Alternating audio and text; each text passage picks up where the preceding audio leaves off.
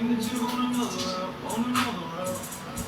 All my niggas out here with the brick house, in the brick house, the brick house. Gotta put the wheel up in the stash house.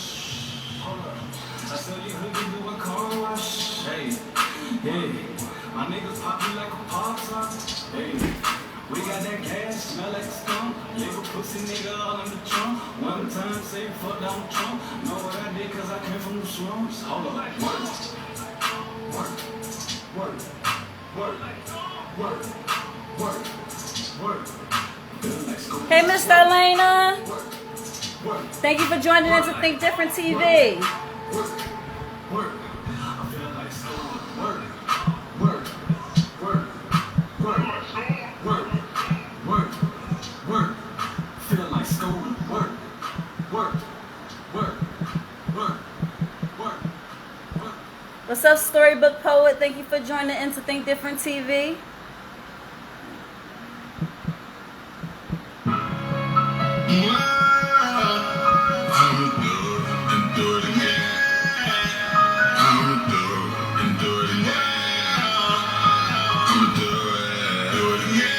What's up, Trevo?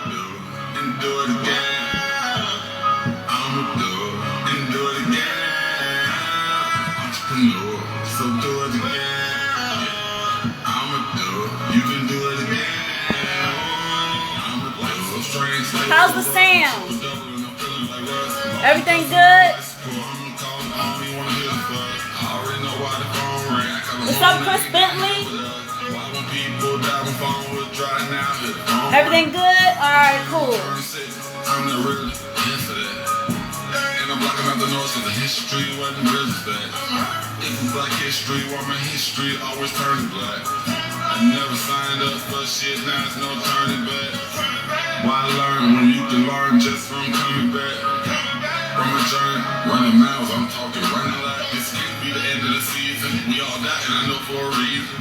Life is short, pull yourself up. We all gon' die, not giving a fuck. Life is strange, you gotta pay attention. Black men die when we in our fit. Life is different, take care of yourself, otherwise you gon' be a bitch. Sister and brother gon' throw all it. Blues in the sky from the family members. So why you need, you better give it your all. Do it all again, even if you fall. Get back up, shut the fuck up. Mind your business, now do it again. The business the page, you coming to win. And where's your baby, now looking within. Always within, written within. They're gon' hate, now that is a sin. Better you white and bring cyphers up.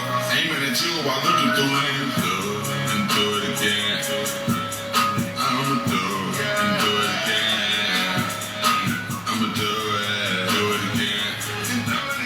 I'ma do it and do it again. I'ma do it and do it again. Entrepreneur, so do it again. I'ma do it, you can do it again. I'ma do it again. What's up, Molly Mall? Welcome to Think Different TV, guys. We're gonna get started real soon.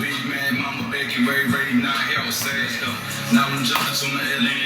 Using mine, I'm intelligent. Now they mad, I am relevant. And they ain't mad, they ain't relevant. Yeah, go get some cash on delivery. I ain't got time to be talking about nothing. If your name no black, no history. Big crud, Christmas tree, gas. Everything around me, never free, never free. Bad bitch with me, just couldn't go. Got a hell of a show for y'all tonight. I don't care about your necklace, no. I don't care about your chain. I'm super excited. Walk through the cold snow, you ain't walk through the rain. I done rode through the train. Hold up, I done cried on the train. I done made money out of the old people and I made the shit bang. I done did it with God. What's up, Wild Marco? As y'all can hear.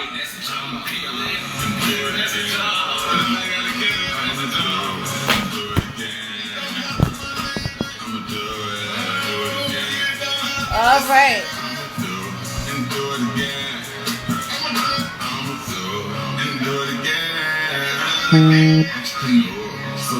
again. Do it again. I'ma do it. You can do it again. I'ma do it again.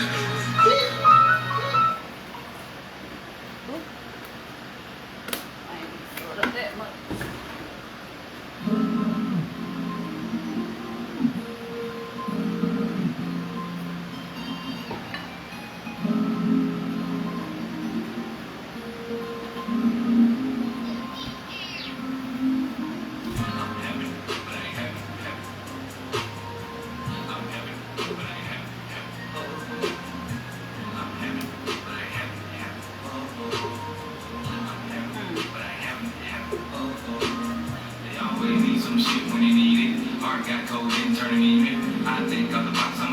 simple, fresh on me, I'm the cleanest. Like Michelle, no spelling pieces. Now we're together, I'm feasting. You in trouble, I'm eating. TikTok, hickory, dickory, dock. Listen to season, hate each other, and they don't have a reason. Been on my own, I can die with this feeling. I am my tank, and I'm way past the ceiling. Catch me on down, on top of a building. No time to lay up, try to give me a million. Blending in that bitch just like a chameleon. More than what social media see. Proud to be a black human being. Trying to build up my own team. While I'm out here getting cream. A lot of niggas try.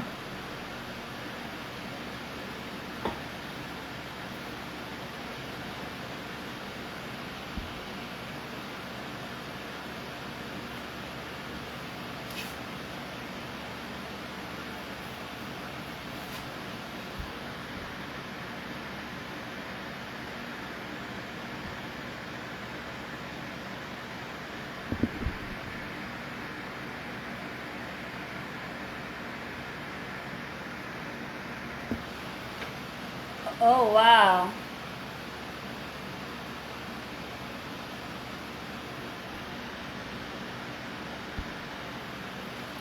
Oh, wow.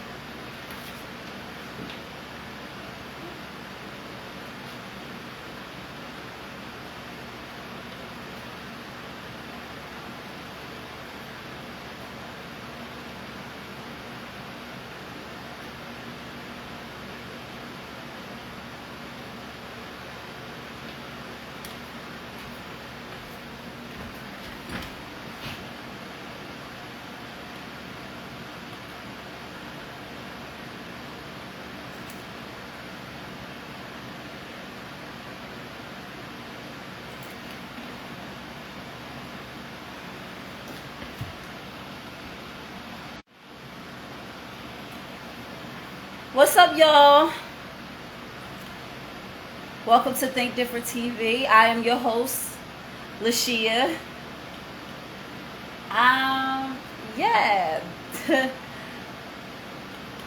Working on things.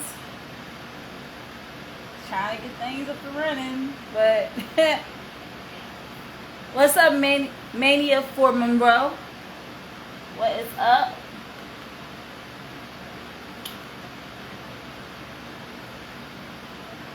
Yo, like I said, I'm super excited because, listen, the show must go on, and even with everything that's going on, still gotta put this show on, right? This is the 29th episode of Think Different TV. Thank you for tuning in. Think Different TV is every Monday night at 9 p.m. Eastern Standard Time, right here on IG Live, hosted by your girl, LaShia. Listen, Think Different TV is having some problems tonight. But you know what? It's good. Because as long as you keep smiling and you just going to keep going through it and just like, it's not even going to phase. It's not going to phase me because, look, everything happens for a reason. There's a reason for all this. There's a reason why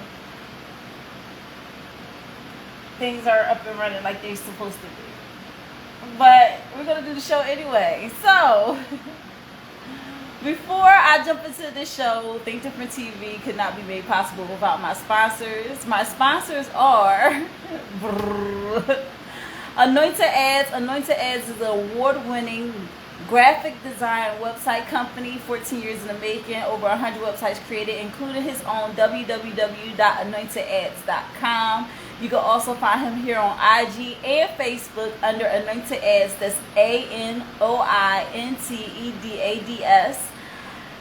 He is also working on the website for Think Different TV, as well as he has done the flyer for our show. So he's done amazing work. And when you're ready to get your flyer done for your event, for your business, or get your website created, make sure you hit up Phil at 609-534-0237. That's 609-534-0237. All right, get their project started. And when you mention Think Different TV, he's going to take 15% off of your first project, okay? Then we also have our other sponsor, Euphoria Water. Euphoria Water is the cleanest, healthiest water in Philly. Alkaline with minerals, no additives, no chemicals. Is good and good for you. If you're going to hydrate, make sure you hydrate the right way. Get your Euphoria Water today. You can hit up Euphoria Water right here on IG, UPHORIAWATER. That's UPHORIAWATER. Or if you live in the Philadelphia area and you want to deliver it straight to your home, you can call Captain at 267-707-8279. That's 267-707-8279 to get that Euphoria Water today. And then we also have our newest sponsor, Kaichi Mobile. That's Kaichi_mobile. That's KAICHI_MOBILE. You can find her right here on IG. Half Table Will Travel. She's a licensed massage therapist, a licensed esthetician. She's amazing, okay? So she does chair massages. She does in-home massage with a table. She also does eyebrows, everything. So just hit up Kaichi Mobile today. Like I said, that's Kaichi_mobile right here on IG. Okay, guys. So you know how you have a vision of how everything is supposed to go, right? And things don't go exactly that way. That's what's happening right now. First off, I can tell you all the ins and outs of the behind the scenes stuff, and maybe that will be another video of this show. We're going to keep it positive, but as you can see, there's some different light on me right now. So I'm working with the light that I have.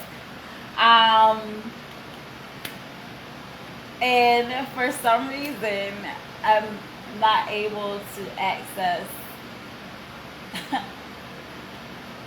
my internet. Like, I don't know if there's something going on with the Wi-Fi or what, but yeah. So we're gonna hop into it. The hidden quitted topics from what I can remember without going into my notes. This is why I write everything down. This is why I write everything down with my hand in a book, because you can't trust technology sometimes. Technology just be messing up at the wrong times. Like, literally, I had no problems with my internet all day. As soon as I do the show, there's a problem with my internet. Why is that? See? Things that just happen to happen when you're doing good and you're trying to move forward with what you got going on. Is always something, I'm telling you. So anyway, I'm just going to shut this down. Shut it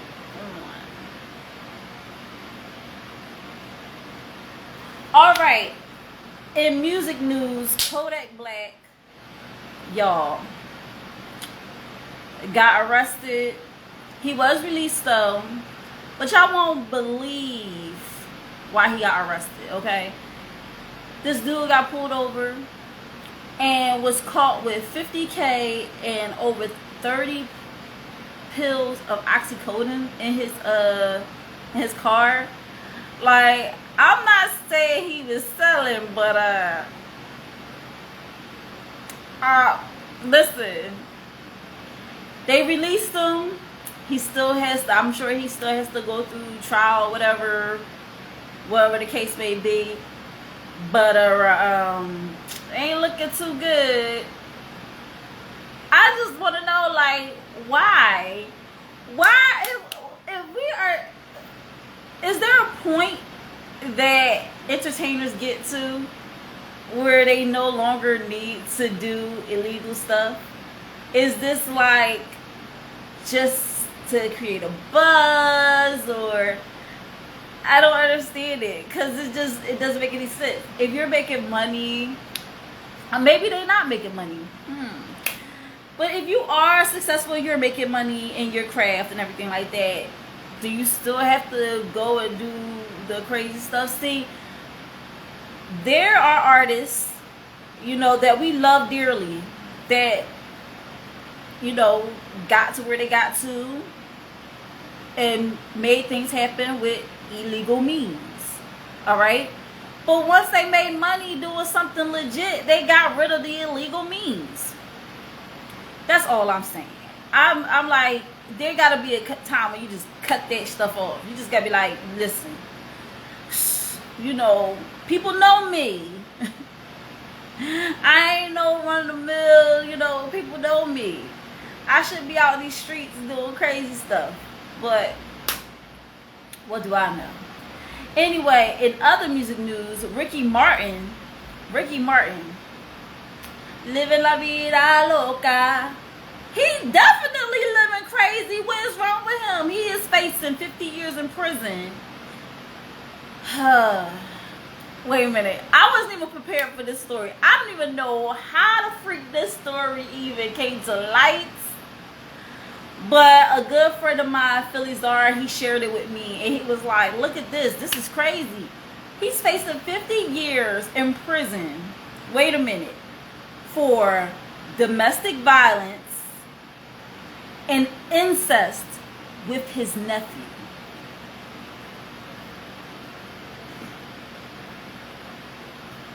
Wait a minute, y'all.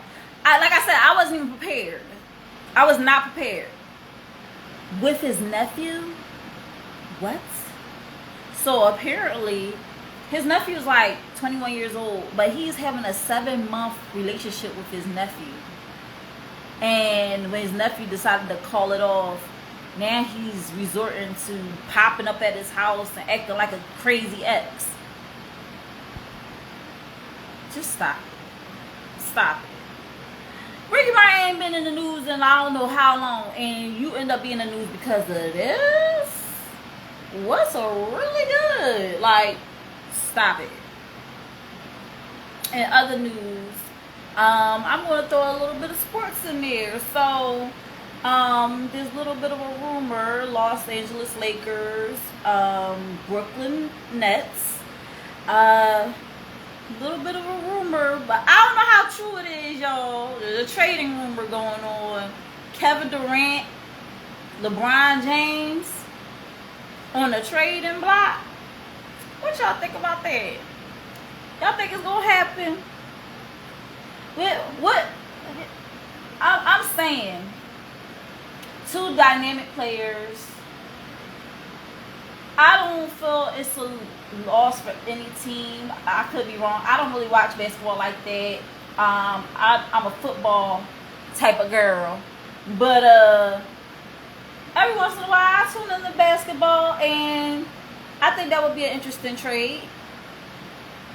See what happens, you know. In other news, moving on. A little bit of political stuff. Roe versus Wade continues. This lady made an interesting argument. No, it wasn't interesting. It was just dumb as hell. She said something to the effect like, okay, y'all use one of y'all excuses for getting abortion that, getting the A word. I'm sorry. I gotta start watching what I say on here, because when I repost it on YouTube, they be trying to. But if you want to get an A, you know, and your reasoning for that is because you're not sure if that baby's going to be a productive member of society. She said maybe we should just, you know, do that for children all the way up to 18 years old. Just take them to the thing, put them down. I was like, what the heck is going on? Like, that is not. Anyway, moving on. Oh, y'all, it finally came up. Woo, y'all, I was nervous. Why I say that? No, no, no.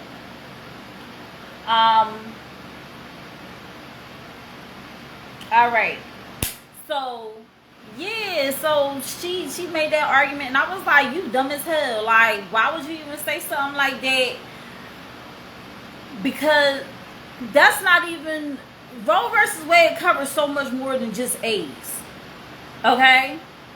It covers so much more, and people just focuses on that one part of Roe versus Wade. It's also for health care for women, contraception, all that stuff to protect us. You get what I'm saying?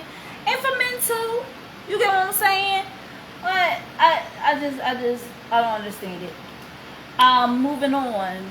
Did y'all hear about the EMT that was arrested by the cop that thought he was above the law, thought he could just park in the ambulance area? So the story goes, the cop was parked in the ambulance area. Ambulance only. It's only supposed to be for ambulances. And an ambulance pulls up to drop off a patient, hits the cop's car, like hits the mirror or whatever. He tries to stop the EMT worker or whatever, like, you hit my car, blah, blah, blah, blah. Like, dude, like, what are you doing? Like, why are you talking about your stupid ass car when there's a patient that need to get inside the hospital? So the EMT did like they were supposed to do. She, African American female, she took the patient and made sure the patient was stabilized, all that stuff.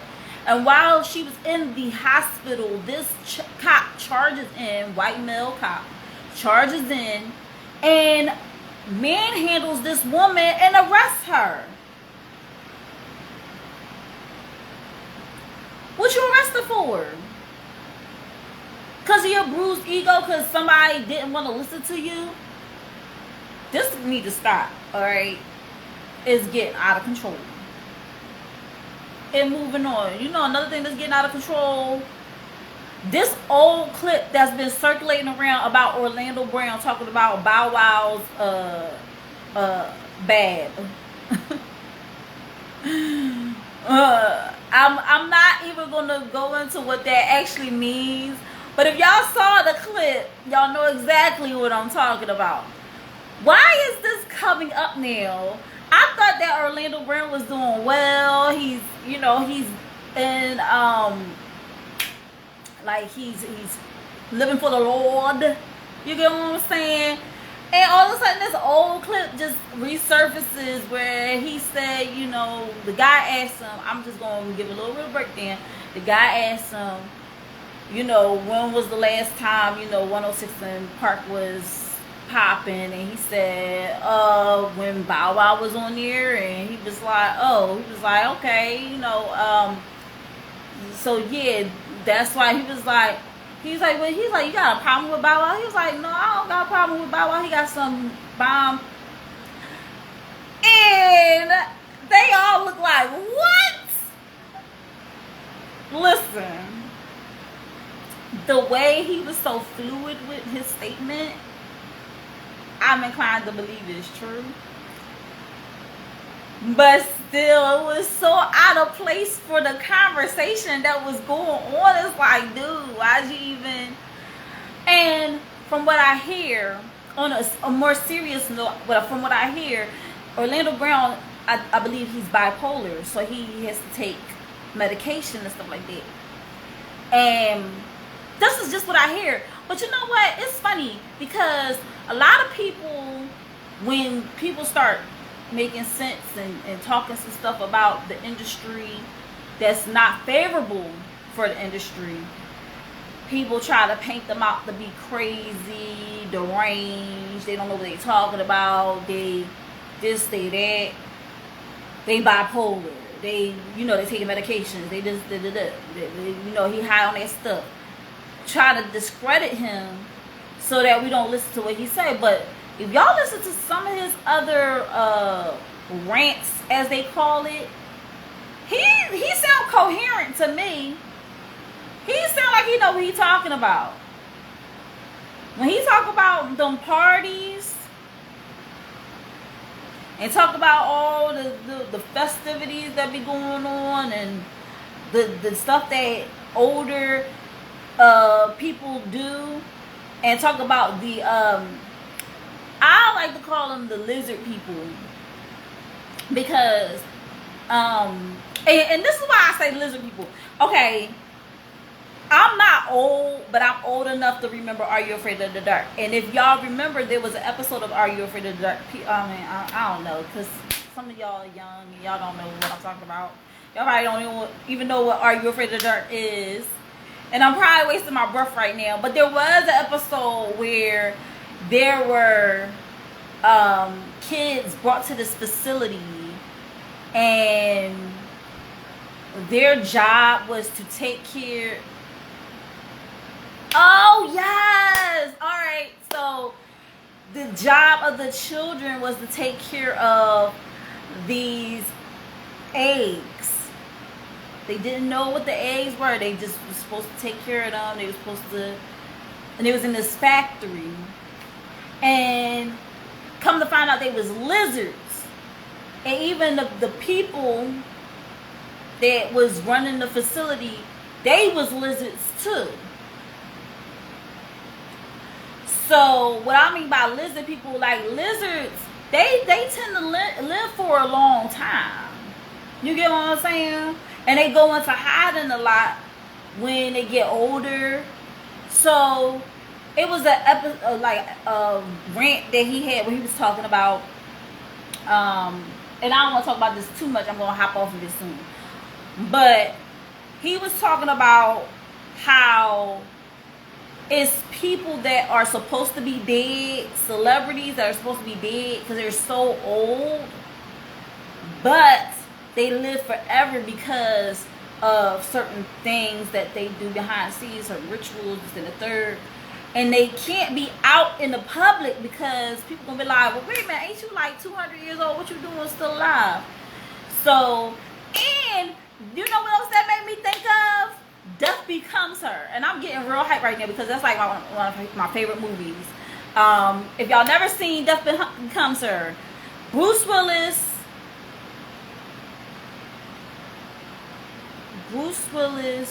Goldie Hawn, and oh my gosh,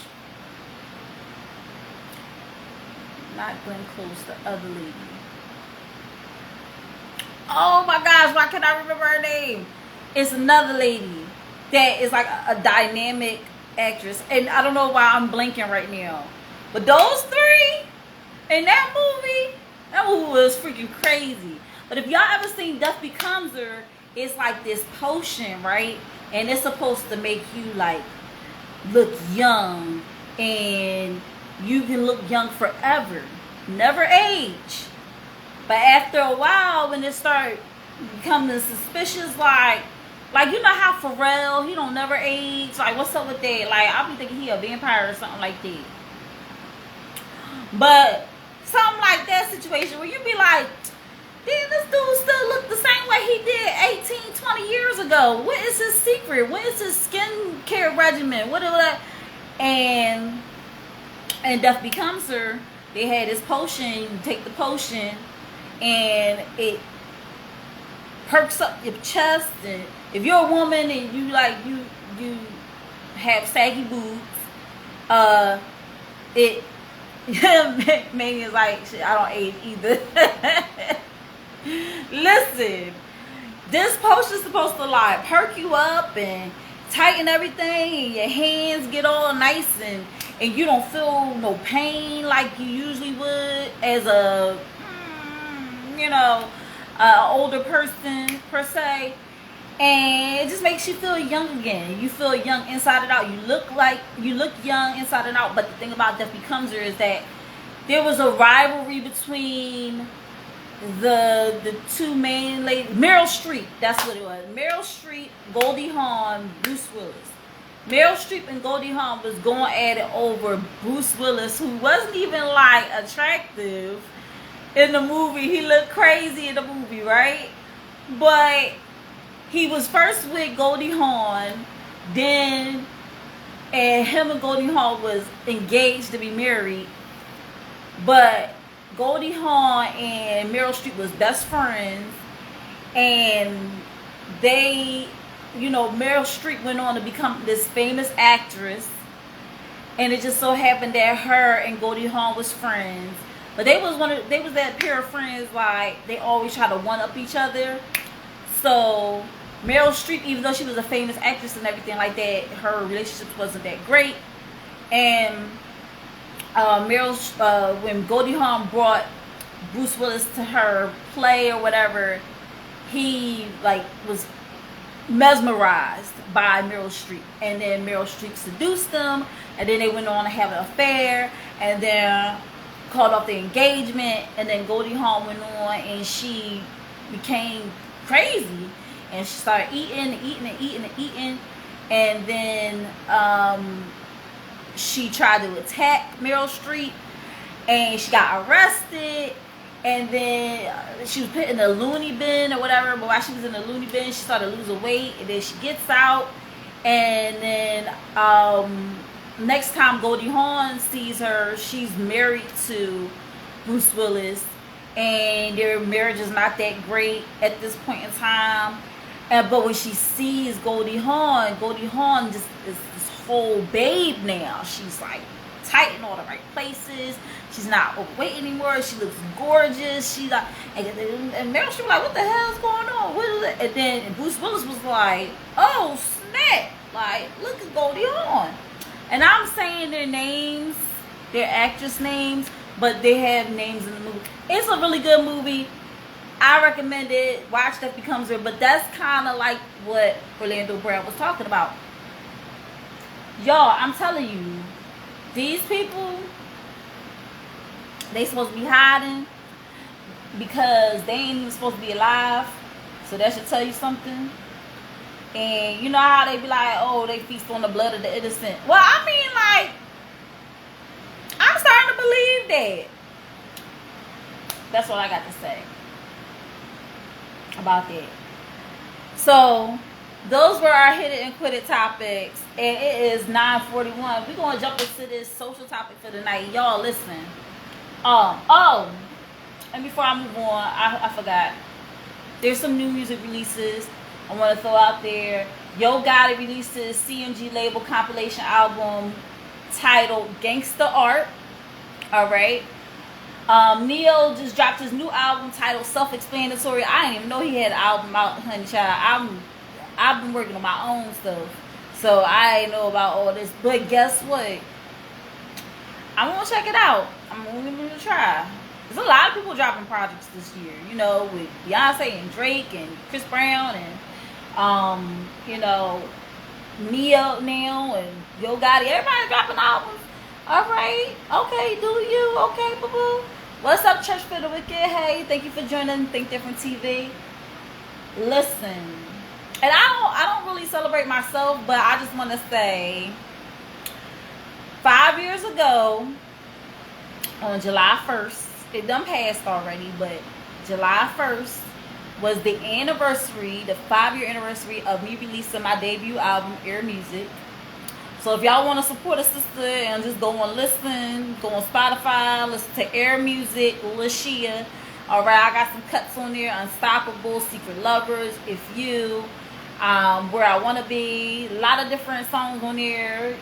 You know, I don't really talk about myself on the show because this show is supposed to be to showcase others and give other people love and show them love.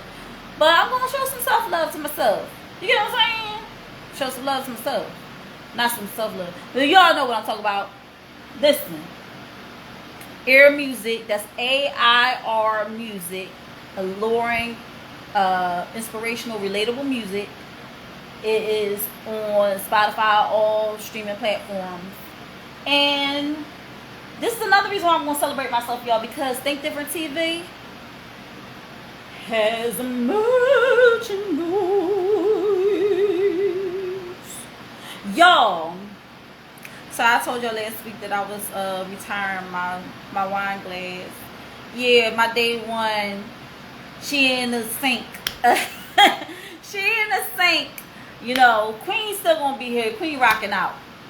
But I have my new Think Different TV merchandise. Okay. This is the stainless steel travel mug. It keeps your stuff hot, keeps stuff cold, whatever you choose. Oh my gosh. My Euphoria water is inside of here right now.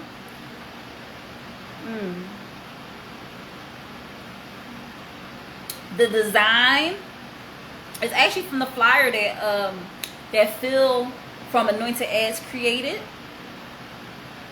So I just put it on there. So it says Think Different TV, hosted by LaShia. It's giant again. I like the fact that it wraps around the whole cup. So people be like, what the hell is that? Maybe y'all know. You know how people be nosy.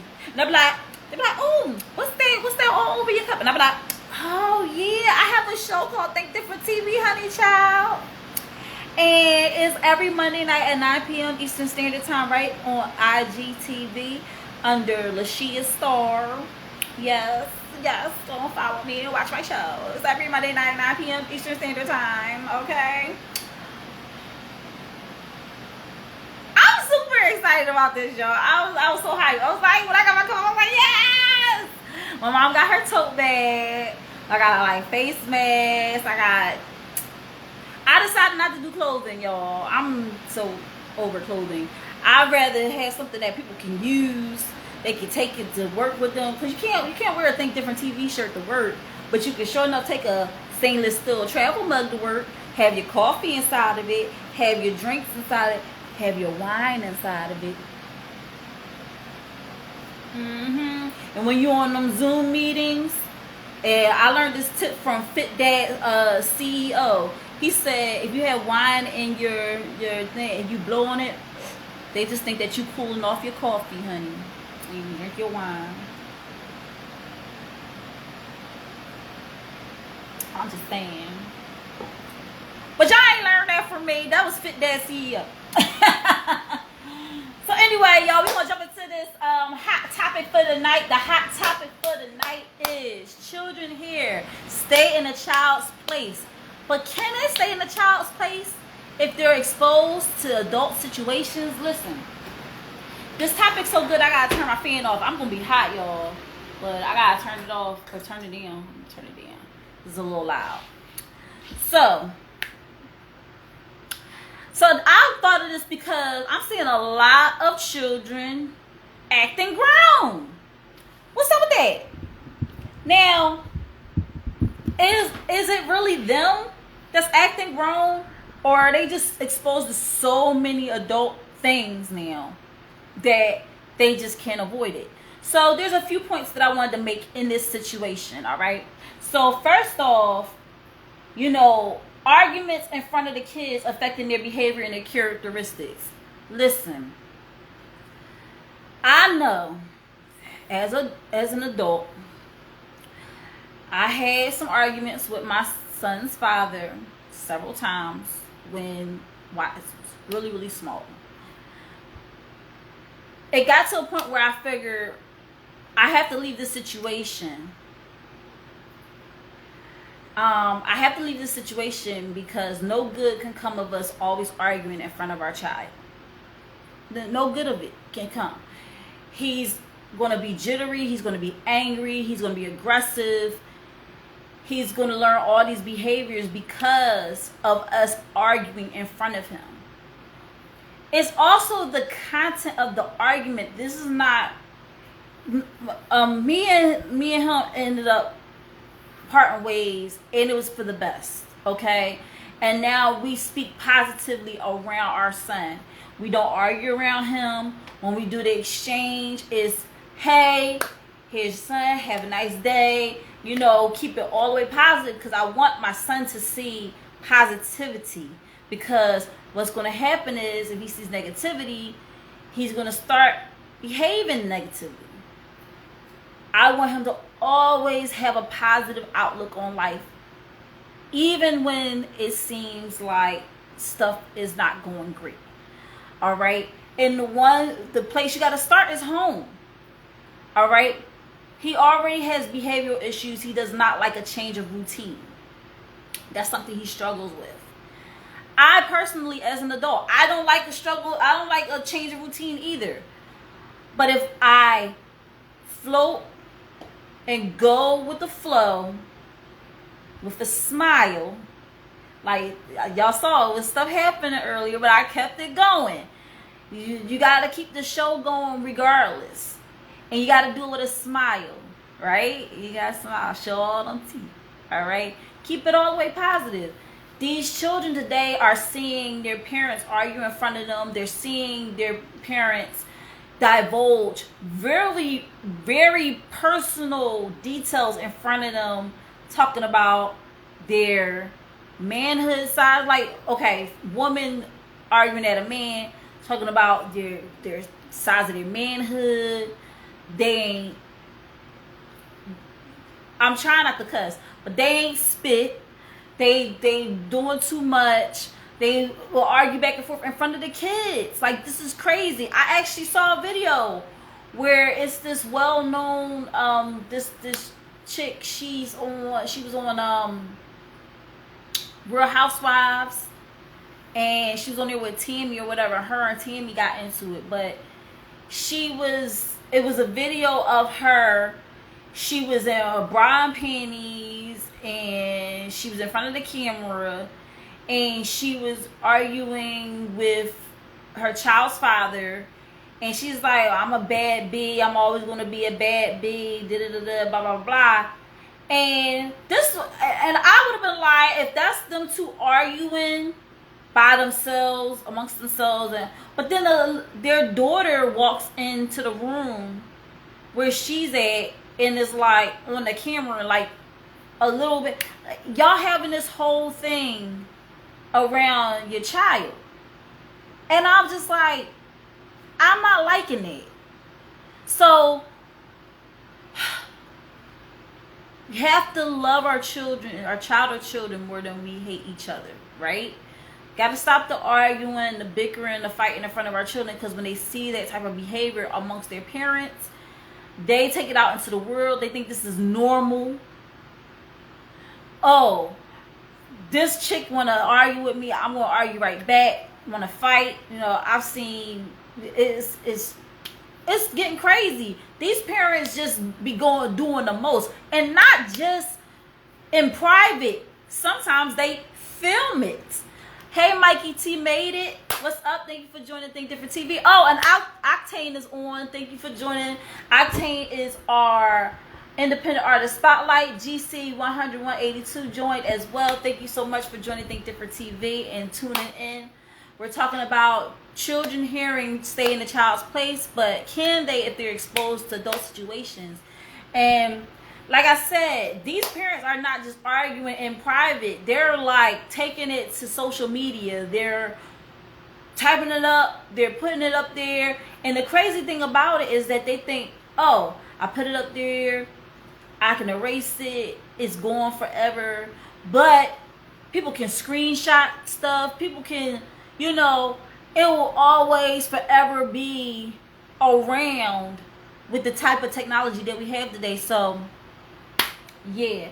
Another point, adults gossiping about other adults in front of children. Yo, I can't tell you the amount of times that I've heard family members talk about other family members in front of their children. So now the children know all their business, and you know, like, I'm not gonna lie, when I was a child, maybe I was just in the dark about a lot of things, or I didn't pay attention, or my mom and dad did a really good job of me not being exposed to certain conversations that were just not supposed to be had around children.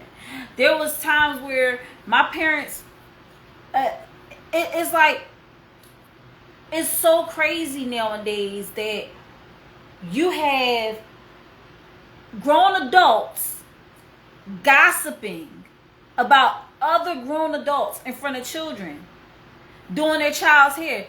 You think because the child, you doing the child's hair and you doing their hair, like, and you're talking about adult stuff, their ears just automatically turned off. Like, kids hear everything. They pick up everything. They're like sponges. They mock everything. They learn everything. Everything that they say, they done saw and heard. We adults are shaped by a lot of things that we see and hear on a daily basis on TV, in social media, and everything. And children especially are affected because, like I said, they're like sponges. So if you say certain things around them, like, yeah, girl, doing a little girl's hair.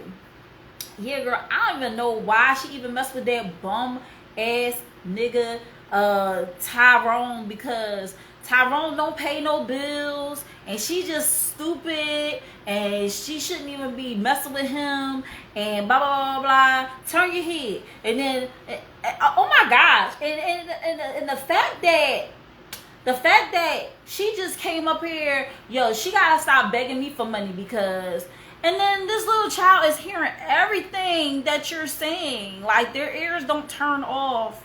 And just because you say, I hope you're not listening, I hope you're not paying attention to what I'm saying, but that don't mean nothing. Like, they got ears. So, yeah, they're gonna hear everything. What's up, Discover Meeks? They're going to hear everything that's going on. So that's what's crazy about the whole thing. You cannot expect a child to just turn up their ears because, oh, you're talking about adult stuff? Okay. No, they hear everything. They hear everything. So we got to be mindful of that and keep it all the way positive in front of our children. No gossiping about other adults in front of the children. If you're going to talk about all that stuff, make sure you're alone. Make sure you're, like, if you're on the phone with your, And another thing, I live in Philly and people be talking about all their personal business on the train. Like, I don't need to hear all that. I do not need to hear all that. You on the phone and everything like that. That's why when I'm on the train or on the bus, somebody call me, I'm like, listen, I'm on the bus. I'll call you when I get off the bus. Because ain't nobody got to be in my business. I don't want people in my business. And they don't want to hear what's going on with me. They want to ride in peace. So that's another thing. You're a grown adult. You're on the train. You see a lady over there with her kids. And you up there talking about something. Yeah. And then he had the nerve to tell me and this, that, and the third, and yeah, I fought the B and blah blah blah blah. And these kids is just like, as much as we want to protect our children, we can't control what some other adult does, and we can move away and move them on the car or just not be in their presence, but it's gonna happen sooner or later. We have to learn how to. My message is to people, like, just realize, like, I'm not saying censor yourself, freedom of speech. Yeah, but just be mindful of the audience that's around you. Okay? Be mindful of the audience around you, especially little kids. Like, little kids don't need to be hearing all that. Then we have indulging in bad behavior in front of kids, social media, bad behavior, drinking, age, inappropriate activities. So this is what this point is about. Smoking weed, drinking. You're an adult. You're allowed to do whatever you want to do. Why do you want to do it around your children is beyond me. And then the adults that have children that are teenagers and saying, oh, if you want to smoke, you can smoke here in the house. If you want to drink, you could drink here in the house. Like, so we just gave up. Because remember when we used to say, like, do as I say, not as I do? And then now you got the children clapping back like, well, you do it, you did blah. And so you just gave up and was like, you're absolutely right. I do smoke. I do drink. So you're right. You can participate in it too. And you know what? I'm going to take it a step further. I'm not only going to support the fact that you want to do it, I'm going to support your habit. I'm going to give you the money for the drugs. I'm going to give you the money for the drinks. I'm going to supply it right here in my home. So you don't have to go on the streets and get that stuff. But it's like,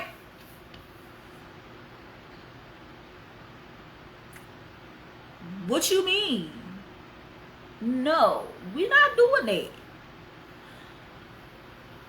I don't agree with that at all. The whole, oh, just give the baby a sip of beer. This, that, that.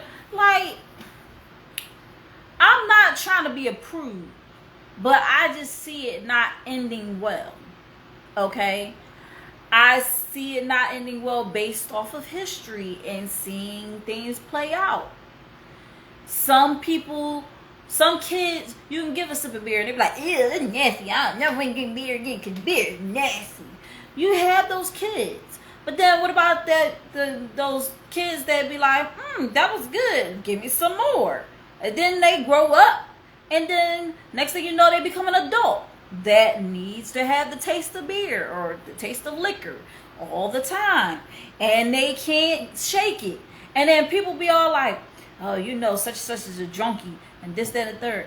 I don't even know how they even got that way. They had such an addictive personality. Like, some people do have an addictive personality.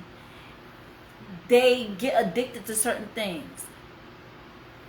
Sometimes they're addicted to bad things, and sometimes they're addicted to good things. An addiction is very serious. It's not something for play. And when you indulge in certain behaviors and you allow your children to indulge in those same behaviors at a really young age, don't be shocked and surprised when they grow up and they're talking back to you and they're saying, I'm going to do what I want to do. Because you didn't rein them in when they were children. You didn't rein them in when they were children. You allowed them to be your friend. You're like, I'm not going to be a parent. I'm going to be your homegirl. I'm going to be your friend. I'm going to be like, why? My mom, I love my mom and dad. They were my parents first. Okay? They were my parents first. There was no friend this, friend that, oh, my mom, my best friend, this, that, and the third. Now I can say that I'm older. My mom, I talk to my mom. I talk to my dad. They are my friends. But they were my parents first. They got me to a point where I'm self-sufficient. I take care of myself. And they're like, now we can have fun with each other. Now we can drink together. Now we can parlay together. But before, my mom was like, get your head on straight. Get a job. My dad was the same way. Make sure that all your ducks are in a row. Make sure every T is crossed. Every I is dotted. Make sure you have things in place. And then, now I'm an adult. I'm a self-sufficient adult. Now we can hang together. You get what I'm saying? That wasn't them being mean to me. That was them letting me know, like, we're your parents. We brought you in this world. It's our duty as parents to make sure that you're raised up the right way, that you have the right influences around you. Now, true, like, I had some family members that weren't on the right path. My mom and dad didn't necessarily keep them from me, but they also let me know that that is not a path that I want to go down. And they showed me by being an example to me. They showed me by being productive adults, doing their jobs, going to work every day. I really didn't see them party. Like, I didn't see them party until I was older. Like, I didn't really see them drinking and doing all that stuff until I was older. When I was younger, all I knew my mom and dad to do was go to work and come home. Go to work, come home. Go to work, come home. And maybe that was their routine until they got to a point where at least one of us was self-sufficient. Then they was like, okay, you know, we can lighten up a little bit. You know, once I got a job, once my brother got a job, they didn't have to come out their pocket as much money, so they didn't have to work as hard. You know, like some things lightened up. But I say all that to say, you shouldn't indulge in bad behavior around your children. If you want to smoke weed, if you want to drink, that's you. But why do y'all got to bring the babies into it? Why is it like, oh, we got to expose them to this bad behavior and to let them know we're cool with it? And that, what's up, Scarly Cat? Why do we have to bring them into the bad behavior too? Shield them, protect them from that stuff. Let them know, listen, yeah, I'm doing this, but I'm an adult. I have a job. I'm a productive member of society. This is something that I do recreationally. After I get all of my stuff done, all of my work done. You get what I'm saying? Don't make it seem like it's all a party 24/7, because then they're going to think that they can party 24/7. All right? And then the last point I'm going to bring up about this topic, then I'm going to hop off the hot topic and I'm going to jump into my sponsors, is mass media exposure to violence and sex in adult situations. Listen, it starts at home, but once they get out in the world, man, it's a doggy dog world out there. And they're going to see some things that they're going to come home and they're probably going to ask you, and they should be comfortable enough to come home and ask you, hey, mom, hey, dad, I saw something on social media that was crazy. Like, I'm trying to make sure I'm not tripping. Or, you know, violence, the constant images of people dying on the streets, people getting killed on camera, and it's getting posted. They're becoming numb, becoming overexposed to this, so they're numb to it. They don't know how to feel. If they see somebody dying on the street, their first immediate reaction is not to call the police. Their reaction is to pull out their phone instead and videotape it and put it on social media, because this is going to give me a bunch of likes and comments and stuff like that. What's up, official 144 Records? Thank you for joining Think Different TV. You know, that's what they do. They don't say, oh snap, somebody got shot. 911, somebody got shot. They be like, oh my gosh, somebody got shot. I gotta get this on. Like, they're becoming numb to it. Also, the sexual situations. Can't watch a TV show without there being some type of sex scene now. I remember when that type of stuff didn't even come on until the sun went down, the kids was in the bed. Now, it's like prime time done moved from 9 p.m. all the way up to 5 p.m. Kids still up, running around, doing their thing, whoop-de-whoop-de-whoop. Pretty much just got out of school, you know, 2 hours before. Got home an hour before. Now they're at home and they're doing their homework, and then like 30 minutes outside playing. So I mean, they still up at 5 o'clock, and now we done turned prime time to 5 p.m. What's up, McCree promo? I'm thankful for joining Think Different TV. We done moved up the prime time slot to earlier time, so now they're seeing people kissing on TV, having sex on TV, this, that, that. Listen, back in the 50s, there was none of that. A lot of these, I Love Lucy and all them, they didn't even sleep in the same bed. When they had scenes with them in the bedroom, it was 2 separate beds. One for the man, one for the woman. And it wasn't no real kissing, you know, all that stuff. Maybe a kiss on the cheek, but it wasn't no French kissing, tonguing down, all this different stuff. It got a lot lax over the years. So now kids are seeing people daggone near screwing on TV. And it's not fair to be like, oh, well, you're supposed to be in bed anyway at 5 o'clock p.m. I'm supposed to be in the bed. I'm supposed to be eating dinner at 5. Like,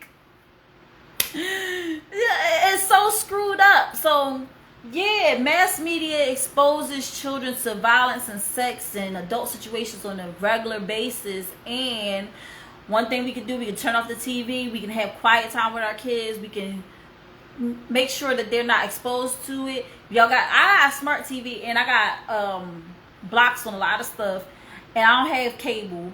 So my son, he watches a lot of, he's on YouTube and stuff like that. What's up, Dizzy? Thank you for joining Think Different TV. He watches YouTube, he watches all of these things, but guess what? He is not exposed to the stuff that a lot of older kids are exposed to, that got phones and stuff like that. And that's another thing. I already talked about it on the show. Like, we getting these kids phones younger and younger and younger. Oh yeah, my 7-year-old needs an iPhone. No. Stop it. Just stop. All right?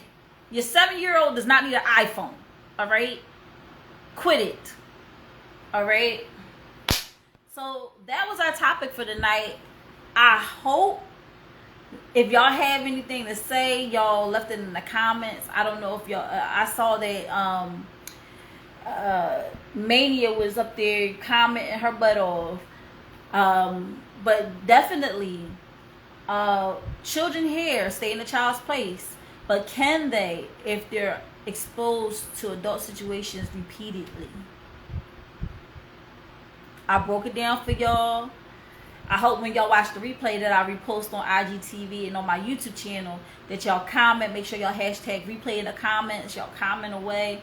You know, maybe I'll do a part 2, bring some people into the conversation, have people up there share their thoughts and their views on what I talked about tonight. All right? And with that, that's going to wrap up our hot topic. I'm going to go into our sponsors that I love so dearly, because without my sponsors, Think Different TV, which is every Monday night at 9 p.m. Eastern Standard Time right here on IG Live, hosted by your girl LaShia, would not be in effect. So, here we go. Our sponsors are Anointed Ads. Anointed Ads is an award-winning graphic design and website company, 14 years in the making, over 100 websites created, one of which is www.anointedads.com. You can also find Anointed Ads here on IG and on Facebook under Anointed Ads. That's ANOINTEDADS. All right. He created the flyer for Think Different TV. He's creating our website as we speak. And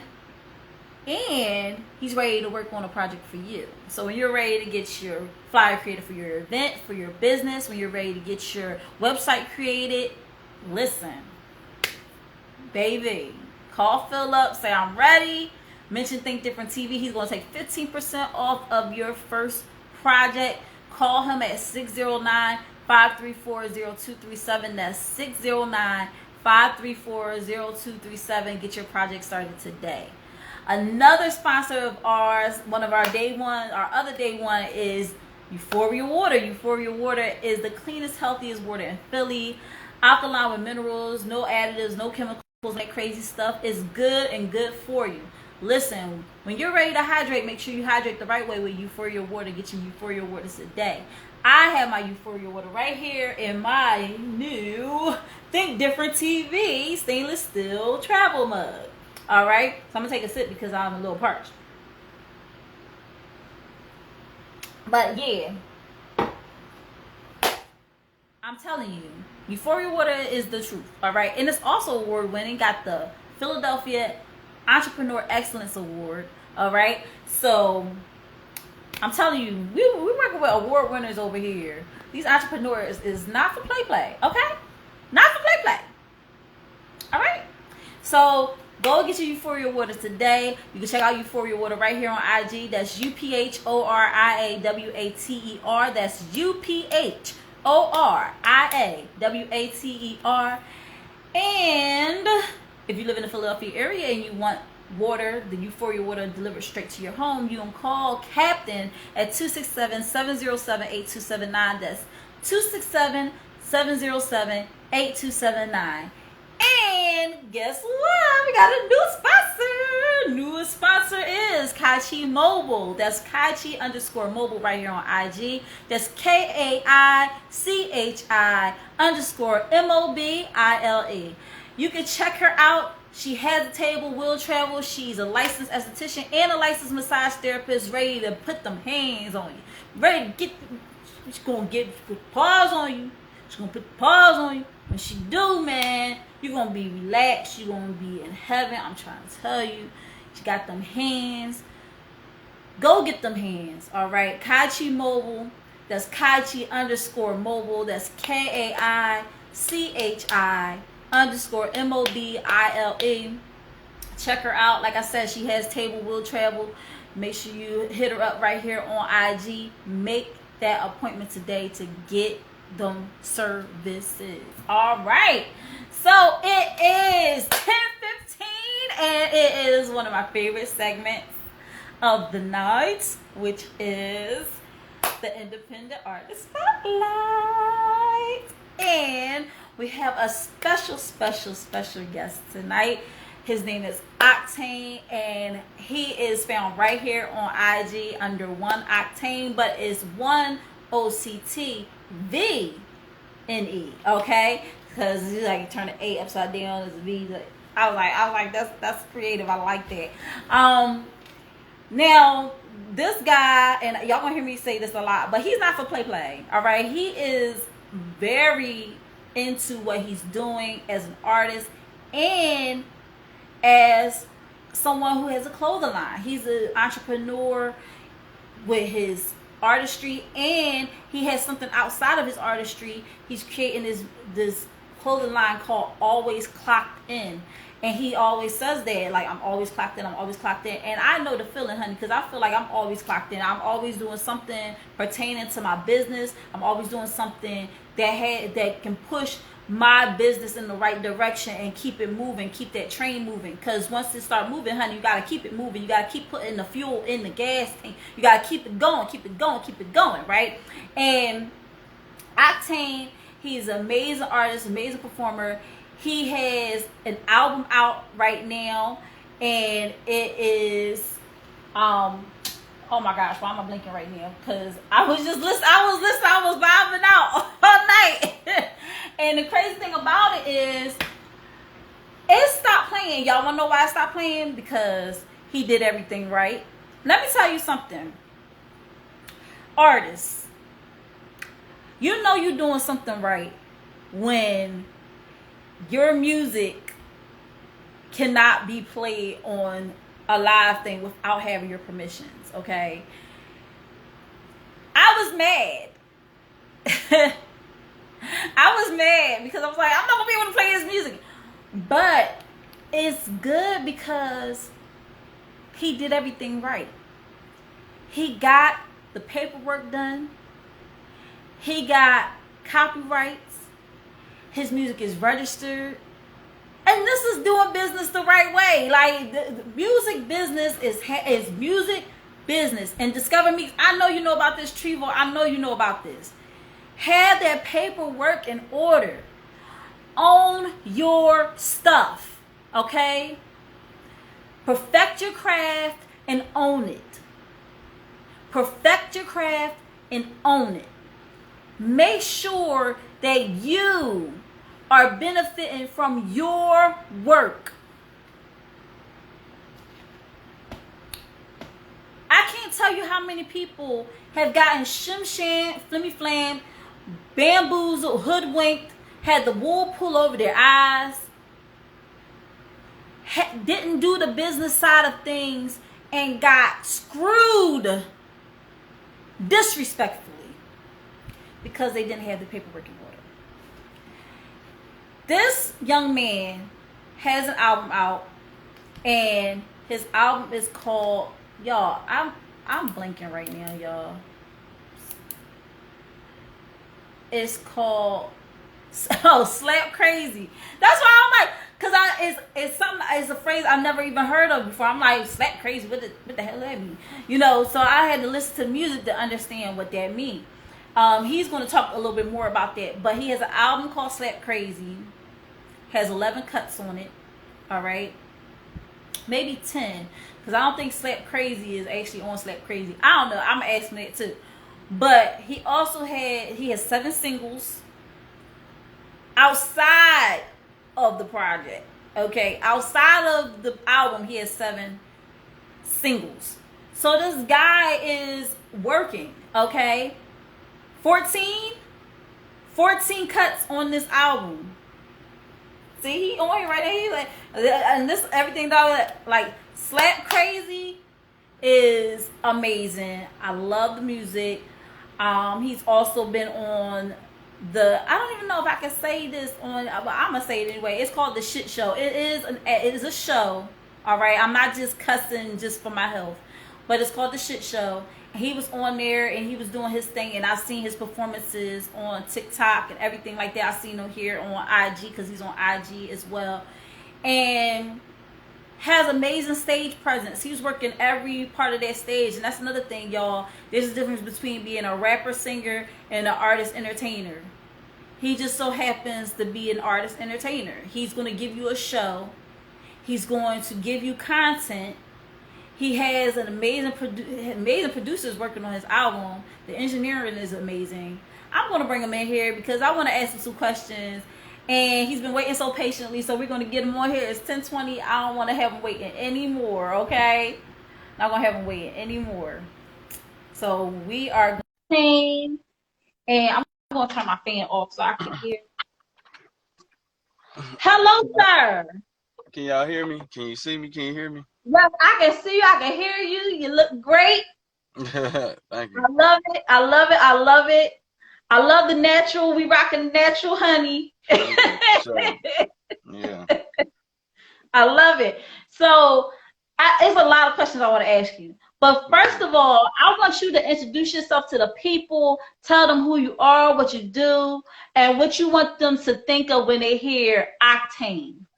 Oh, shit. What up, though, world? My name Octane, spelled with a V for Virgo. You know what I'm saying? The A is upside down. So that's why I put the V in there. Shit. Really? Why, it's just an honor to be, like, recognized. You know what I'm saying? Like, I work very extremely hard on what I do. To a certain extent, like I might overwork myself, you know what I'm saying? Constantly have a motor. That's why that always clocked in come into play, because my brother, he actually came up with the terminology and explained what it meant. And then once I understood what it meant, we kind of like just, put that shit to life. Put it to life. Like you said, yeah, the copyright thing. Like I was wondering why, like, I'll post stuff up on my story and it'll take it down. And I'm like, it's me. But you know what I'm saying? It's like, that's how it works sometimes. Like, sometimes you'll post somebody's song and it's like, you can't post it, you know what I'm saying? Unless you be like, copyright or this and the third. So, yeah, it's the Slap Crazy process. Slap Crazy is, cause I'm originally, I was born in Hawaii.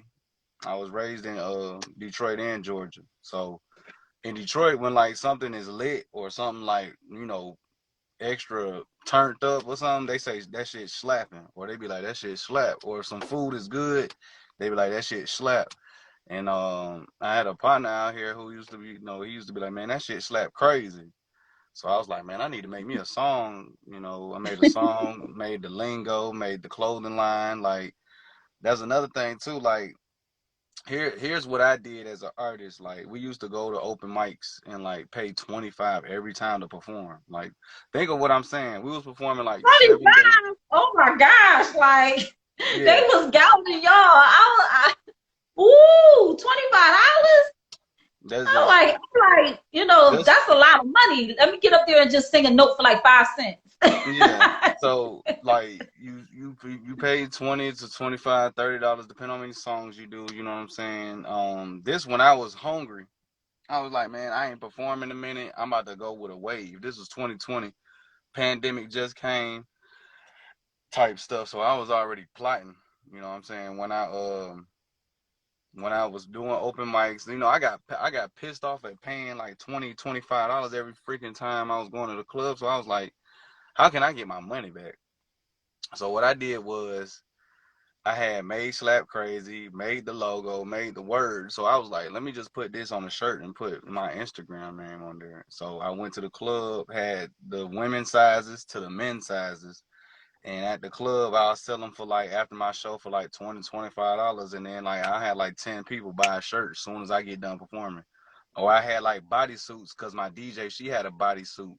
So the way I made it, you know what I'm saying, I made everybody want the bodysuit she got made. So I did a lot of women's music, a lot of women's work, a lot of like catering to women and kids with my music. I never really cater to dudes. Like I like women.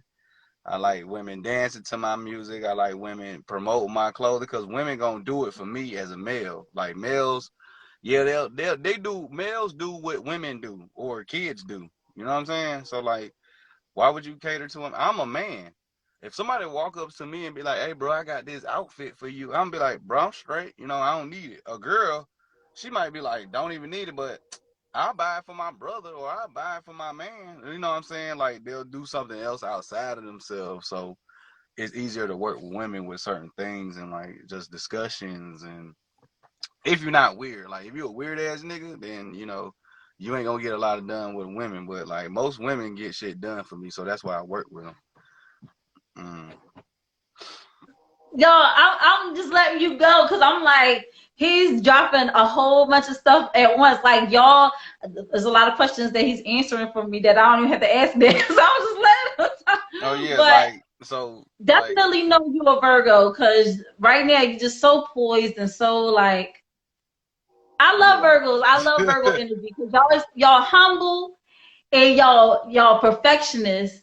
Y'all work extremely hard. Y'all like right there with Capricorns. Like it's Yeah, Virgo that's Capricorn, probably Virgo like our Capricorn. twins. Yeah, that's probably like our twins. Yeah, like Virgos, y'all just be like at it. Like another artist I know, Suzanne Christine, she's always on the go. So I already know, like, as soon as you say you're a Virgo, I'm like, oh yeah.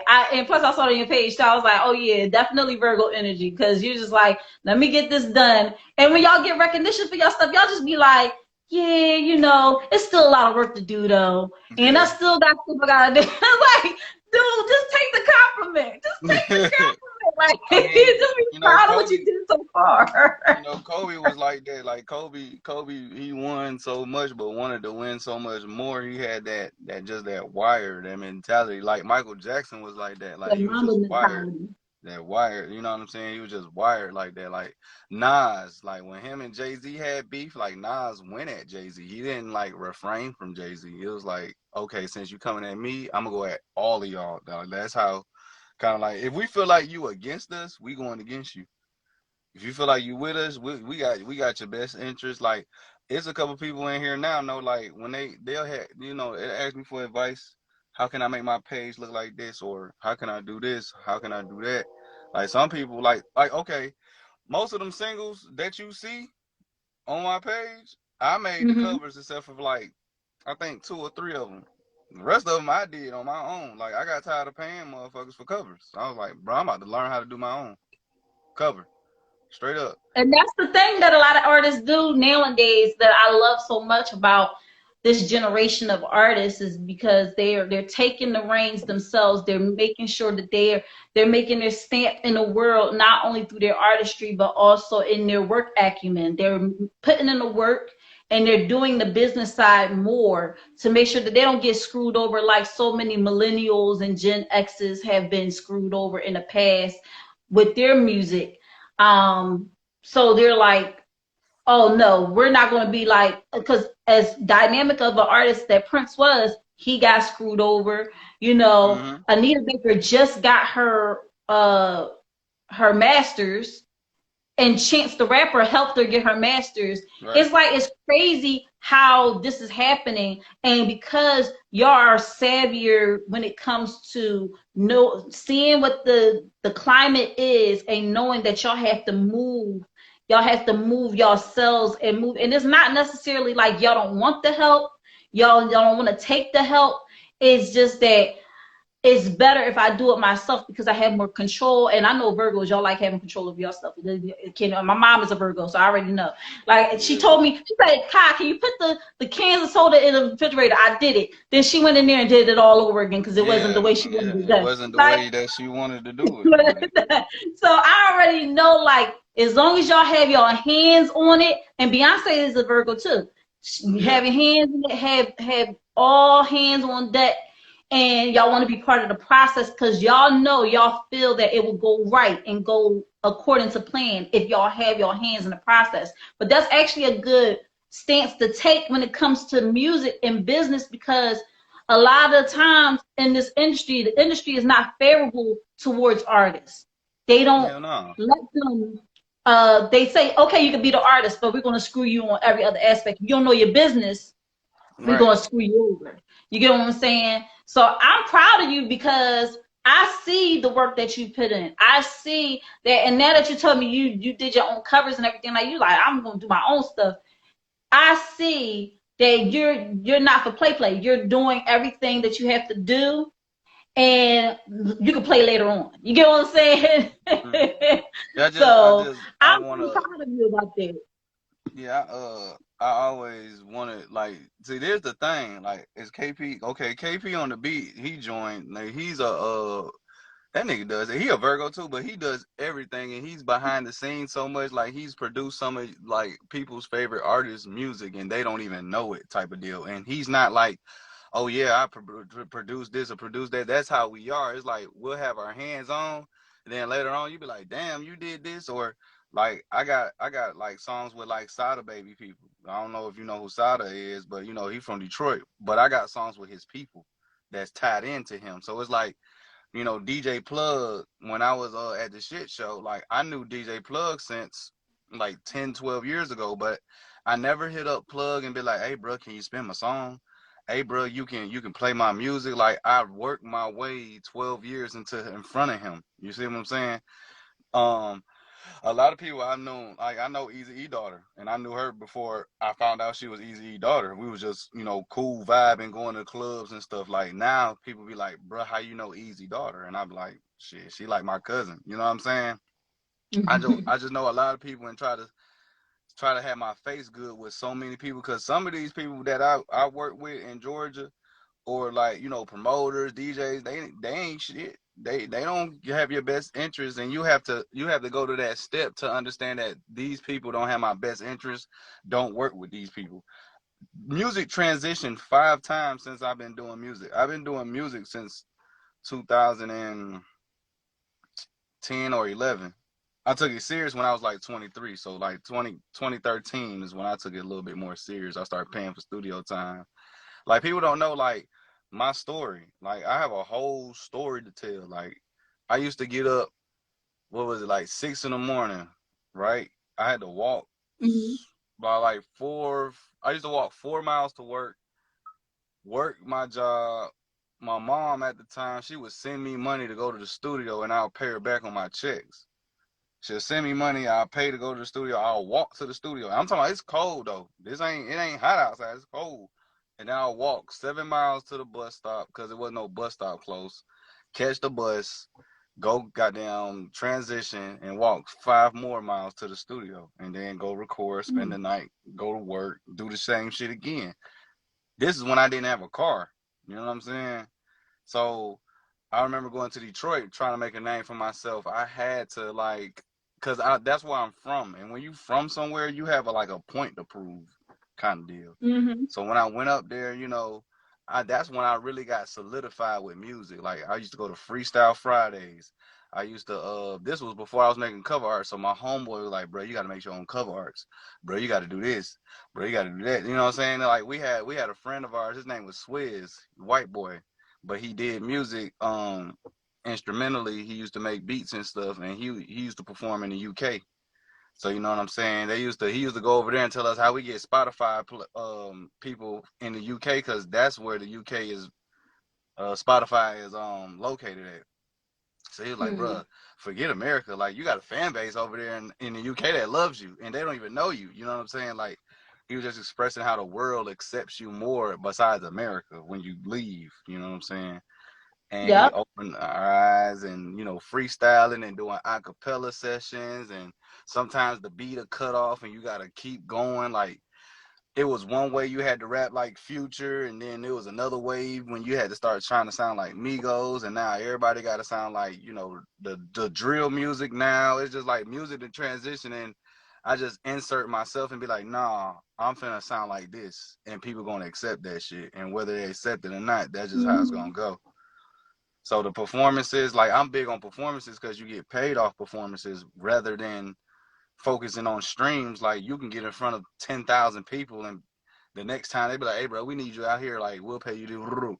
But if you don't practice those steps to be great at performing, you're gonna be nervous every time you go on stage, whether you got 20 people with you, whether you got whoever with you. Like I done had competitions where people like, I would have won if I would have brought this amount of people. I don't ever want to like win a competition like that. If I brought the most people, I would have won. I don't need a lot of people to win shit. You know what I'm saying? Like people think you need 100 million people to win. Like you really only need 100 to buy shit from you, and you really only need 100 to listen to your music. You don't need the whole world to listen to you. Like they'll listen to you once these 100 people be like, yo, Octane that nigga, Octane that nigga, Octane that. And the more people hear that, they're gonna tune in and tap into what I got going on. So I just sit back and like keep working. Like I work so much, I don't look for the record deal. I don't look for the easy route, because you get DMs all day. You getting DM all day like, yo, you want to sign here, you want to go here, you want to do this, you want this amount of money, like what you want to do. And I just be like, I'm straight, bro. Like all that shit is cliche. I never heard of 50 Cent when he's discovered an artist was through a DM. Like I never heard of that shit. Like somebody might have DM him or text him and be like, yo, listen to this. Then he listened to it, found out who you were, and then set up something to meet you. I've never heard of a major artist or a major record label coming to you in your DMs out of nowhere, just like, yo, come meet with us, like it's gonna be gravy or something. Yeah, you know what I'm that's saying? true. Like, this the industry. Ain't nothing coming without sacrifice. Ain't nothing coming without no type of reward or no type of like, you got to give up something. You know what I'm saying? And folks ain't ready to give up a lot. Like it's just, that's different conversation. But as far as the work ethic, as far as working, as far as doing what you need to do as an artist, you got to do it yourself. Motherfuckers be looking for, I don't know, the rap god to come down to you and hold your hand and give you $1 million. Like some of these folks that y'all see making money, they done cried, they done lost people for that shit, blood, sweat, and tears. They done went broke, they done slept in cars, like, but they don't see that. They see us like this. Like they take that shit off. You take this shit off, you take your necklace off, and then what do you have? Who are you inside of you? You know what I'm saying? And a lot of people don't even know who they is as a person, as an artist. You'll lose yourself like that. You know what I'm saying? Not like copyright. It's so many ways to get your shit copywritten to yourself to where if a person does take your song, you still can sue. You still can get money out of the deal. You know what I'm saying? Like paying producers. You know, like thankfully I have a producer where like he knows my cousin. And so like that relationship helps him. Like I'll be like, yo, let me get like 4-5 beats, bro. I'm really stressed. I need something to, you know. That's how Hocus Pocus got created, because the dude on YouTube just had a good beat for me to use. Explore page. And I'm like that with beats, you know, but most of my beats is originally made. Like I'd be like, hey bro, I need this. And he makes it. You know, one of my most streamed songs, if y'all still in here listening to me, is it's called Redripolis. I made it in 2020. Made the song in 2019, dropped it in 2020, and it has like almost 100,000 streams on Spotify. And it was just like, I just made up a word. Like I got tired of the word drip. I got tired of swag. I got tired of sauce. I got tired of flavor. And I was just like, what else could we do? Everybody saying drip. So I was just like, what's more than a drip? So I was like, Redripolis. And then, you know, I started playing on my wordplay that way. Then I started making slap crazy. Then I made, you know, you done fucked up, right? And it was constantly me repeating shit for you to repeat it with me. That's it. Yep. And that's what I got a lot out of your music. That's another thing that I wanted to say. Like, there is a message in the music, but I can't deny that it's really freaking catchy. Like, and then you know, you done fucked up, right? Fucked up, right? That joint. Like when I saw the title, I was like, wait a minute. I was like, okay, I know this. I was waiting for you to say the word, because I was like, as soon as you say the word, then I'll be able to say the word, because I don't know how to pronounce it.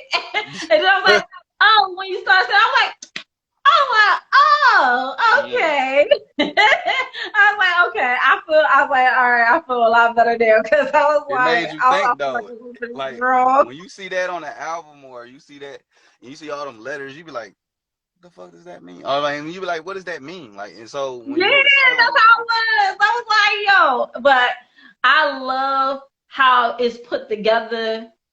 I love, another favorite song of mine is Switch Up oh yeah, yeah, yeah, because I just it's made that. real. Yo, it's real. Like it's so true. Like once you start being successful, Hmm. It now happens everybody wants before to know success. It what. happens. This what it is. It happens before success. That's the thing. That's why I switch up. Switch up. This how.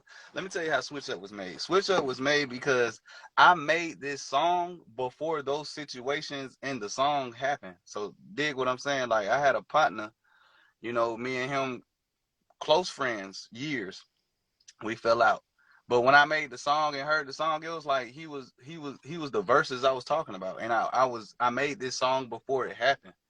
Same thing with female. Like a female did me wrong. I felt like, a lot of women that look good, they'll like you 1 minute. Trust me, I done been around women who like you and switch up, go to the next nigga. You know what I'm saying? The hoes, you a rapper, so you think that these girls like you, but they switch up. The next rapper that's better than you or got a little more wave, they go to them. So you know what I'm saying? Mhm. Like I was just explaining to myself how I had to stay me, how I had to switch up and how I had to come out of that funk from people switching up on me. So and everybody done felt like somebody done switched up on them. You know what I'm saying? Did some fake Mhm. ass, lame, conniving snake type stuff. You know what I'm saying? Stuff that people don't talk about, like everybody killing each other, but what led to the killing? Man, you felt Mhm. played, somebody switched up on you. You know what I'm saying? Like Yep. that's how it is. And I try to just stay in my element with this music stuff. I try to do more podcasting, interviews. Like I'm not it's certain things I can't even do no more. Like artists, check this out. Like if I post a picture, more than likely I didn't take it off my phone. It's off of a real camera. You know what I'm saying? And then I post it on my page because I just want my page to look a certain way. Like when you look at my page, I want you to be like I'm constantly doing something or it constantly look perfect. It look like I'm already there basically. Like I don't want to look Mhm. like I'm just throwing pictures and memes and music all out there. Like if you go on my page, you're only hearing one song, but I got a catalog full of music that people like, that people love. Like people like my old music still. Like they like, bro, you need to make a video for this. You got to make people fiend for your presence, your work. Like I stopped performing open mics because I wasn't getting what I wanted no more after I did the shit show. Mhm. It's like it got to be Yep. it's a new level. Now we on another level. Shit show was next level, so now we got to do shit here now or above. It can't be, not to say that open mics are below, but the open mic got to be lit for me now. Like that's just how I am. I'm on the verge of trying to get paid to step outside because you step outside, you're liable. Anything can happen to you. Yep. Gas is That's five true. dollars a gallon. The perform is 25. The park is 20. To get in is 20. You done spent $100 before you even touch the microphone. Yep. They ain't That's talking true. about drinks and none of that. We just talking about, this shit costs money. We not talking about going to the radio, getting your shit pushed. We ain't talking about marketing, advertisement, sponsors. We just talking about you making music right now. Yep. Putting it on And DistroKid. performing. Yeah, that shit costs Yep. money. I want you So to talk about your experience on the shit show. Like, how did that come to be? How was your experience on there? And was you on there twice or multiple yeah, times? it was a Okay. it was an audition and then it was the actual show. Okay. So can So you talk about that a little bit? Can you talk yeah, about so it? so so when I did the shit show, this how I came upon it. Like, okay, so I've been at work. I work, regular 9 to 5. I forklift too. So you know what I'm saying. One of the folks there was like, "Hey, bro, you should do the shit show." I've been hearing about it, like, and plus I've been following Big Bank and them for years. I like their podcasting, and I manifested that I was gonna end up being in front of them some type of way. So I saw, like, I went to the link. They was like, man, in order to audition, it was like $200. So it was like 212 with tax. I paid that and went up there, went to the audition, had my outfit ready for the audition, and I had an outfit for when I was goddamn finna perform. I already had everything mapped out. I'm gonna tell you about the second time too. Second time gonna motivate everybody in here. The first time I went for the audition, went there, I performed, and they liked my shit so much they kept rewinding it. I don't know if you saw it, the whole video, but the song is only 2 minutes and 37 seconds.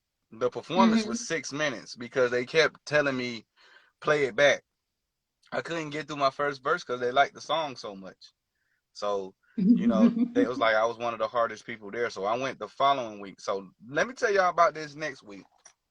I was promoting. So I never promoted something so much in my life. You know what I'm saying? I was like, yo, shit show.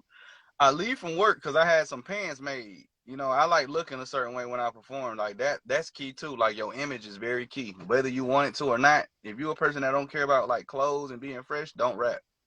Period. Or do music. Because they like people that's fresh all the time. You know what I'm saying? So I was going to get my pants. I'm driving. And I'm going down this road. I got the right of way. I'm going down this road, and the lady, as an elderly lady, she's crossing the road, but she's at a stop sign, so she crosses. But she crosses too slow, so I end up hitting the side of her car right before the show. Totaled my car, like car done. All I came out with was a bruise on my wrist. My back and neck hurt. It was a little bit, but you know, bruise on my wrist, car totaled. This is before the show. When I was going to pick my pants up, I was 4 minutes away from the girl that was going to get my pants. So she had to pull up, bring me my pants. I had to call my cousin like, yo, I need a ride to the crib. You know, I was just in an accident. Call the police, let them know what happened, got the police report.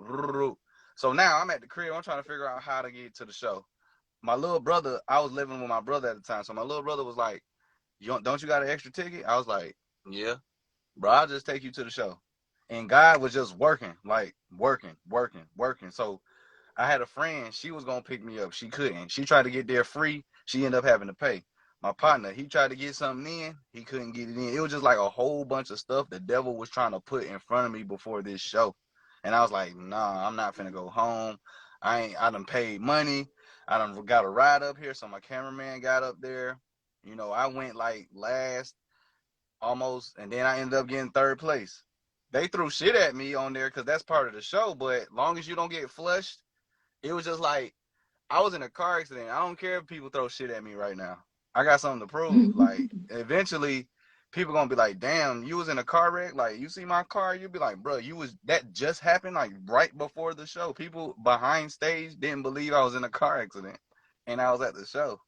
I was like, yes, I was in a full-blown car accident, total. You know what I'm saying? Could have been gone real quick. So you know what I'm saying? Like, you just can't let shit stop you though. Like, that shit can't stop you. It can't stop your path, your purpose. If you know your purpose, like some people don't know their purpose. They think they rappers and really they better directors or movie stars or coaches, swim teachers, lawyers. Like, you know what I'm saying? Like, I like rap for real. Like, I don't care if I get paid to rap. I just love this shit because that's what I grew up on this shit. You know what I'm saying? So it's a passion. It's a passion you can't deny. Now, that's what I was confused about. So when they throw shit at you, that's a bad thing. That's part of the show. I mean, but it depends. Some people don't get shit thrown on them because their song was so good. But, you know, like, they threw shit at me, but if you see the whole crowd, they was vibing with it. So it was just like people was throwing shit because they people performed and I'm performing.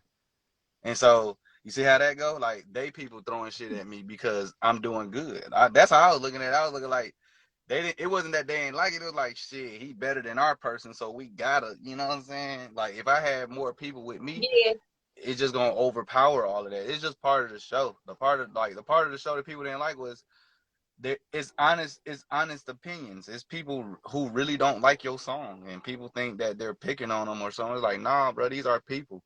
Understand, they don't have to like your music, and this is how the world music is subjective. I tell people all the time, it's subjective. It's like, you know, people gonna like you, people gonna not like you. As long as you stay true to you and do what you're supposed, that you have a passion for and your purpose. Like, It's passion and purpose. Your purpose is to be here on earth and doing something that you're passionate about. And you wasn't given a gift to hide and keep to yourself. You I don't were know given how. a gift to share, and it's funny because it's people I know that can sing, can do all these great things, that are so talented, so gifted, and they just keep it to themselves. Oh no, I'm not that good. I'm not good enough. I'm just going to be at this 9 to 5, and I'm not going to explore anything outside of that because it's fear. It's fear of being rejected. It's fear of being not accepted by people. And the thing Successful. is Some that people scared to be every successful. there's a lid for every pot, and there is a audience for every artist out there. You Yeah. just got to keep doing what you're doing, and eventually you'll find your artist. And the whole thing about what you described, the shit show being when the people that saw their people perform, it reminds me of that scene in Five Heartbeats. And I don't know if you Yeah. ever saw that movie, Yeah. Come but on now. remember when they He first had to came overcome. out, Yeah. the girl, everybody was booing them because they had their group that they really liked and that they was with and everything like that. And you But gotta what make them like happened? you. They You gotta make shut them like it you. down. Let me tell Yup, you. and the girl was all melting in her seat. Now she shut up. Now she all twisting in her seat because she can't control herself. Because she was the first person that was there like, boo, get off the stage, da, da, da, da. Nobody want to hear you, blah, blah, blah, blah. And then they did their thing, and then she all like, the switch up. Now she Like, choosing switch up. Yeah, that's what they'll do. You like that happened to me before. Like I had like some dude came in there with his little entourage, and that's cool. Like I ain't gonna lie, people that come like 20, 30 deep anywhere, that shit be funny to me. I be like, you really need that many people to turn up. You know what I'm saying? Like, but this how it is out here. It's like this is very cliche. I always look at a person that got a lot of people like he need them people to move a certain way. Catch him by itself.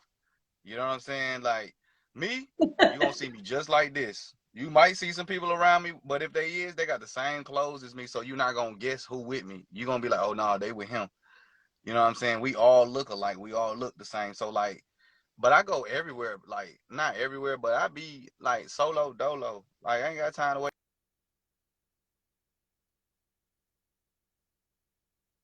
You know what I'm saying? Like I don't have time. I don't have time. I don't got time for nobody. Wait on nobody. Hey, bro, y'all coming out tonight?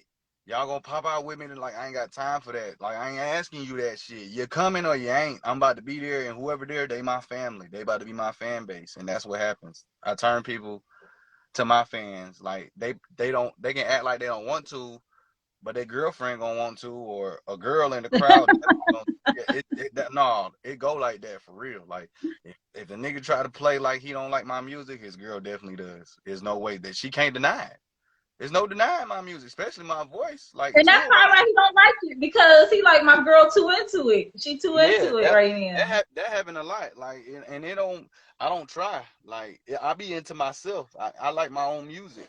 You know what I'm saying? I'm very in tune with my music. I listen to my new music way better than Slap Crazy, the first one. The second one, I'm just debating on what I want the cover to look like how the songs to transition, and I'm very, very, very, very like it's almost like Meticulous. yeah, I'm a curse with that because I be like the song, I be like cut the end of that off. It's dragging too long to go to the next song. Like I'm like that, or if I hear something, I be like take that part out. I'm gonna say this part over because I ain't like the way that sound. You know what I'm saying? So it be like a So gift and a is curse it with fair that. to say that when we get music from you, we're getting the best from Yeah, you?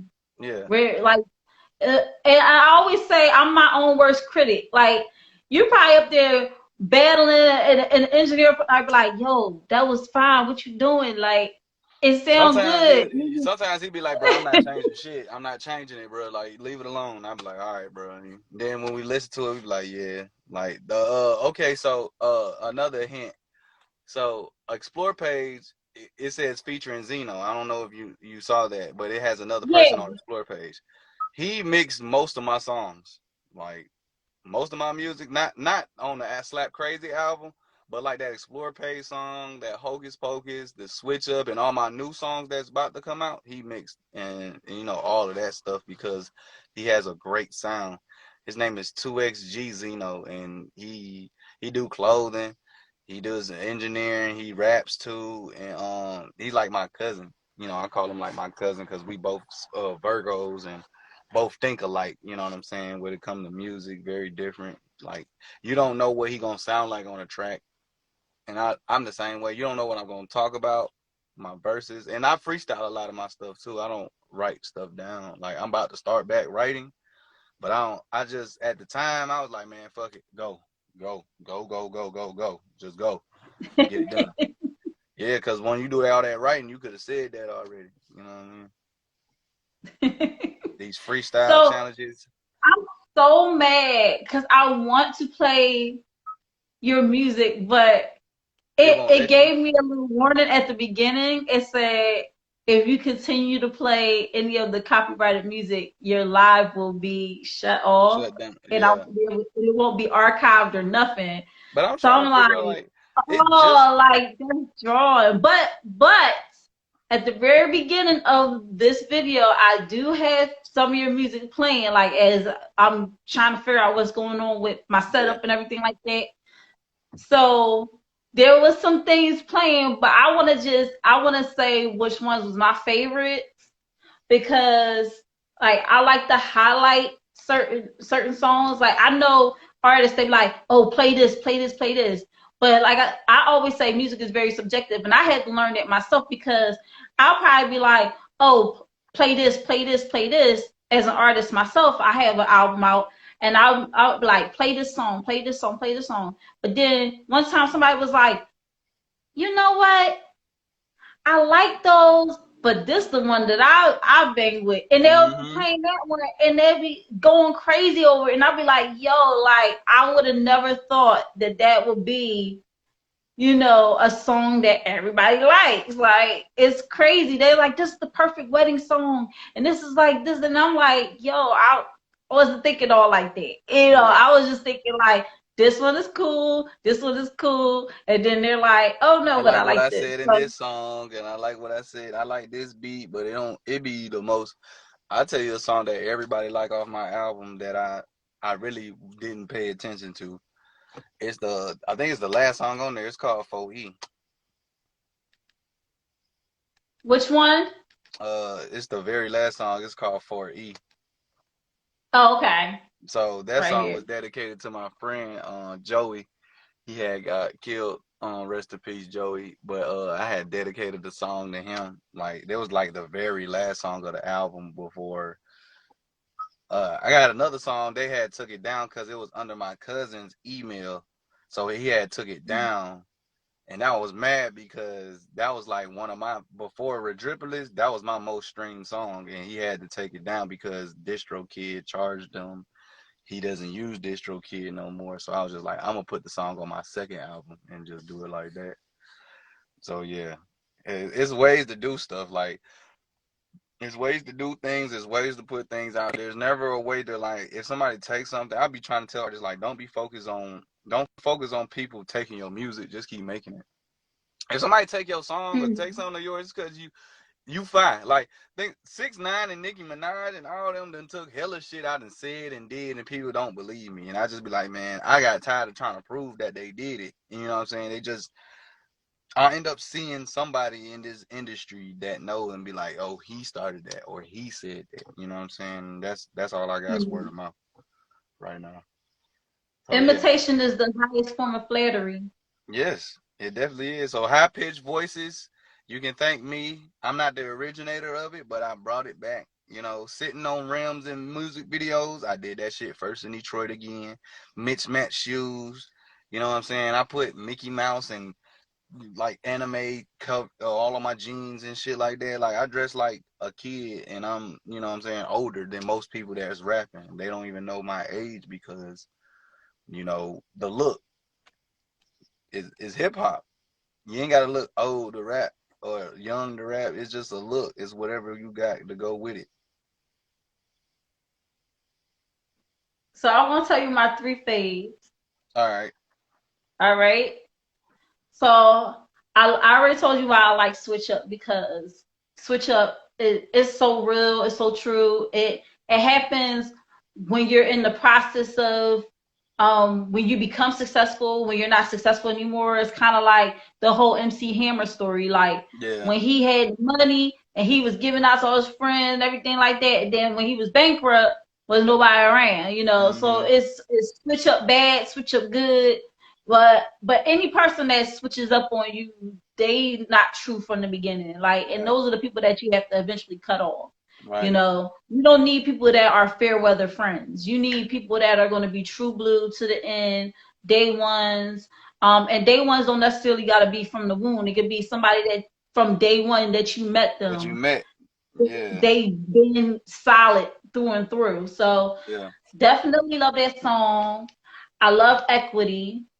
Oh yeah, Equity is the song that it's crazy because Equity, I was in a space where I got tired of people trying to be tough and I was trying to explain like it was just a different explaining. I was just talking about what I see. Like I see a lot of dudes who act tough and then when the police come up, you see him give the police the gun and start telling on his homeboys and shit like that. Like, Yep.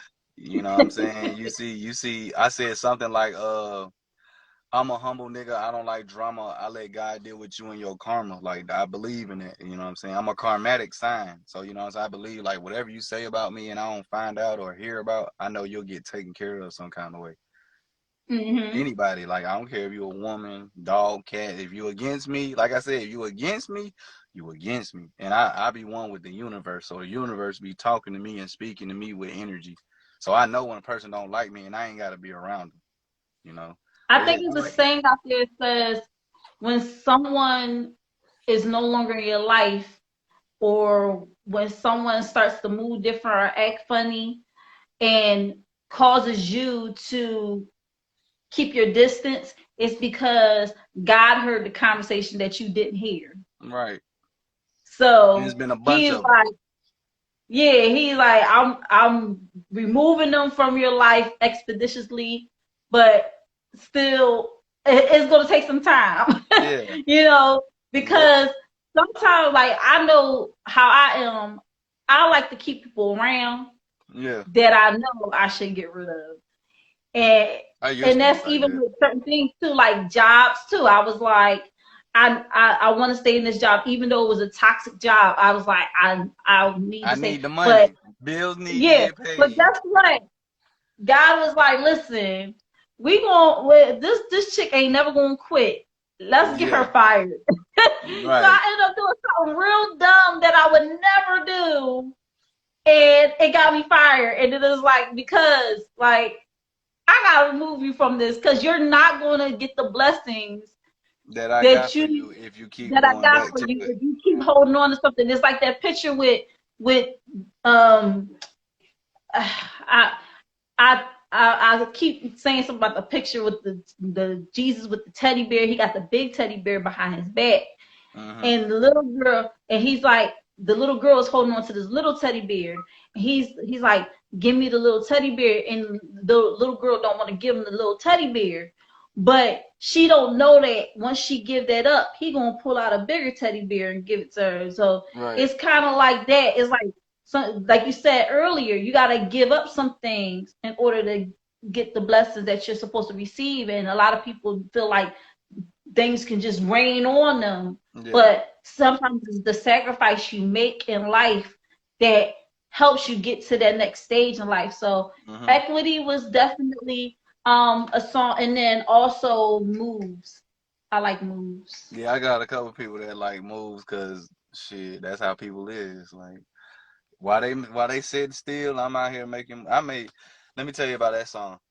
I made that hook actually because I was in a group in Detroit called Black Toad, and the A's were V's, but it was Black Toad. You know what I'm saying? And the Black Toad is basically it represents royalty back in Africa Kingdom. They gave off this aura of energy of like wealthiness, righteousness. You know what I'm saying? So, but I remember we had a show, and the motherfuckers didn't let us perform. And I really do not like stuff like that. That happens, you know, very often. There's been times where I went to a show and I didn't perform. Don't do that to me. I'm gonna make you regret it every time. So I made a song and I was just like, why we out making moves? Niggas still sitting still. And I kept saying it and I made it the hook. But then when I came down here, I had used the hook again. I was like, man, I can use it to this beat because this beat, you know what I'm saying, it's more crazier, it's knocking. And I was pissed. And I was just like, you know, my homeboy passed away. So, you know what I'm saying? So that's why I was like, 98. I feel it like Joey. We y'all on that thing because that's the song we made. And that's like his little part of the song. So it's like, I was on one that day when I made that song. I was pissed. Like I was really mad when I made that song. Like, you know, when people feel like Sometimes that be the fuel for the best music. yeah, it do. That's why I always tell a girl, please, like, you know, most dudes they feel sorry and be simping over a woman. I was like, please don't piss me off, because you're going to give me the energy I need when you make me mad. Like, you're going to give it to me. Like, and mad energy and music is the best energy. It's the only, it's not the only, but it's damn near like it helps you move quicker because instead of using that energy focusing on them, you just focus on the craft that you're doing. You focus on like what you're doing. And it just help you maneuver, kind of, you know what I'm saying? Sometimes anger help people, you know. Somebody got to get punched to fight better. Somebody got to get fouled to hoop a little more. Somebody got to get, you know, tackled the wrong way for them to wake up, you know what I'm saying? So sometimes, You gotta like, fail to know what success look like. yeah. You gotta fail and fall down and to know what it feels like to get back up again. Like, what kind of person are you? Are you that person that gets hit and you stay down? Yeah. Or are you the person that get hit and get back up? Because it's not even about, you know, what happens to you or should I say happens for you. It's about how you deal with the process, how you deal with all of that really determines your character and everything you do. So when you're sitting up there and you're like, oh man, you know, like personally, I hate complainers. I can't. I'm like, what you gonna do? What you gonna do about it? I'm a problem solver. If you coming to me and you're like, I hate my job, and you're complaining about your job, well, get another job. Yeah. Get rid of or the get job. your own business. Like, get your own business. You know, like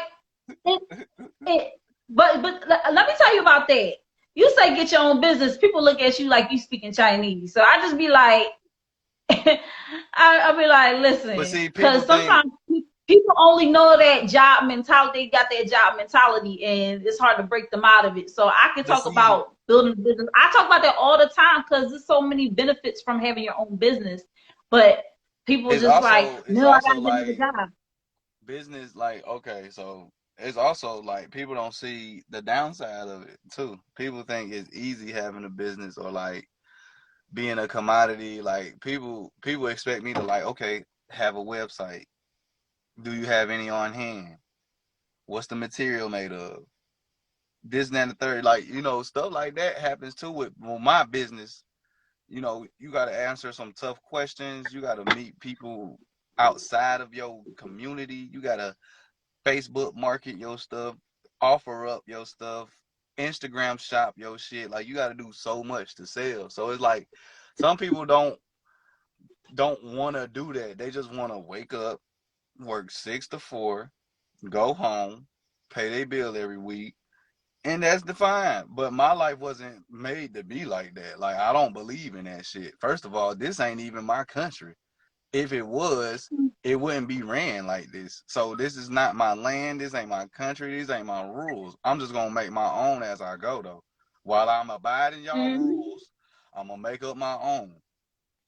I'm gonna stay out your way because I'm making my own way. So that's just how I'm looking at it. Like, I don't look at the government. I don't look at nobody that's not like me and you to help me. I don't. Because people, me and you, that's your color, don't even help me. So why the fuck do I think this other race gonna help me? I'm gonna go get this shit myself. You know what I'm saying? They ain't been helping me. It's a few, like handful, but in my life, it's been people that look like me. Now, I can tell you, them white folks that do help you is the ones you need, though. Like, they with you. They don't care what your color is. They don't care where you come from, what hood you represent. They like you because they have that energy that matches with yours. Same thing with Spanish. Everybody on this planet you supposed to be using. You ain't supposed to just be using black folks. You're supposed to be using Asians. You're supposed to be using Arabs. You're supposed to be using white folks. You're supposed to be using Spanish folks. You're supposed to use everybody on this planet that you can to get connected to where you're trying to go. Because sometimes a person that look like me and you not going to get accepted in certain doors in certain ways. You gonna have somebody that talk for you, make some moves for you, and you ain't got to do nothing. Look at NBA YoungBoy staff of attorneys and lawyers. They ain't look nothing like me and you at all. You know why? Because if he had a black attorney up there, they might have locked his ass up just because he was black. Simple, small stuff. Unless he good. To prevent that, you got to beat them at their own game sometimes. You got to get your, like, when I went to go get my car, I went to a white salesman. I didn't go to a black salesman because the white man, they're not going to think my credit good. So when he think my credit good, he nice to me now. Now he want to get me the car I want because my credit good. Same thing with music. When you get big, the crowd ain't gonna look like me and you. They gonna look like little white boys and girls out there. And they gonna love you. So get ready. You know what I'm saying? What is it, 11:09? Oh yeah, I think I'm gonna go out tonight and go network with some folks. You know what I'm saying? That's another thing too. I be out at night. Like I go out and then I work 6 in the morning to 4, 10 hours. Then I get off work, sell some clothes or make some clothes or make some cover arts. Let's do something with something. Freestyle. Always clocked in. Always clocked in. Yes. Let's talk about that. Let's talk about your clothing line. Let's talk about always clocked in. We already know the inspiration for it because, like you said, you always on the clock. You always clocked in. Mm-hmm. But what was the point? Like you said, you was making shirts to take to the open mics and everything to make your money back. Is that where it started, or did you have another epiphany and say, oh, well, I want to actually hone in and start a clothing line? It was when I was in Detroit. One of my homeboys, his name Young Soldier. He's actually a chef now out there. It's freaking amazing. Like, he's a chef. One of the best rappers I ever rapped with in my life. I think he's too lyrical though. Like, but anyways, he made me an always clocked in shirt, and it was gold metallic. So like when the light hit it, you could see the gold on it at night. Like, and so I used to put my shirt over a hoodie, and folks thought it was a hoodie. It was like, man, you should make hoodies with that clock on it. And I was like, never did it. You know, a year went by, 2 years went by. Then 1 year, I think it was right before the pandemic. It might have been like 2018, 2019. I was like, I need some extra money. I was working. It wasn't enough. So I'm like, I'm about to make these hoodies. I did the math, you know, how many hoodies, if I sold at this price, how much I'll get back. So I did it. First I did it, it was just straight black and gold. Went crazy. Pre-order. People was cash apping me. I was sending them out. Woo woo. Then the following year, that's when I made like women's, you know, bodysuits. I was making rompers. I was making 2-piece suits. And then the following year, I made different colors. So now I started catering. I started posting on Facebook, like, what's your size and what color you like? So a lot of people be like, I like burgundy. I like the highlight green. I like the forest green. I like the red. I like the blue. So that's how I will write down in my notepad which person like what were they size. When the pack came, I was like, shit, yo, hoodie here. But I don't move unless I get money. So as soon as they send me the cheese, they get whatever they want. You know, I either pull up on them or I, you know, ship it out. It's easier ways to do it, but like I'm one of them people like just get it done, get it out there. So now I have a person now who draws.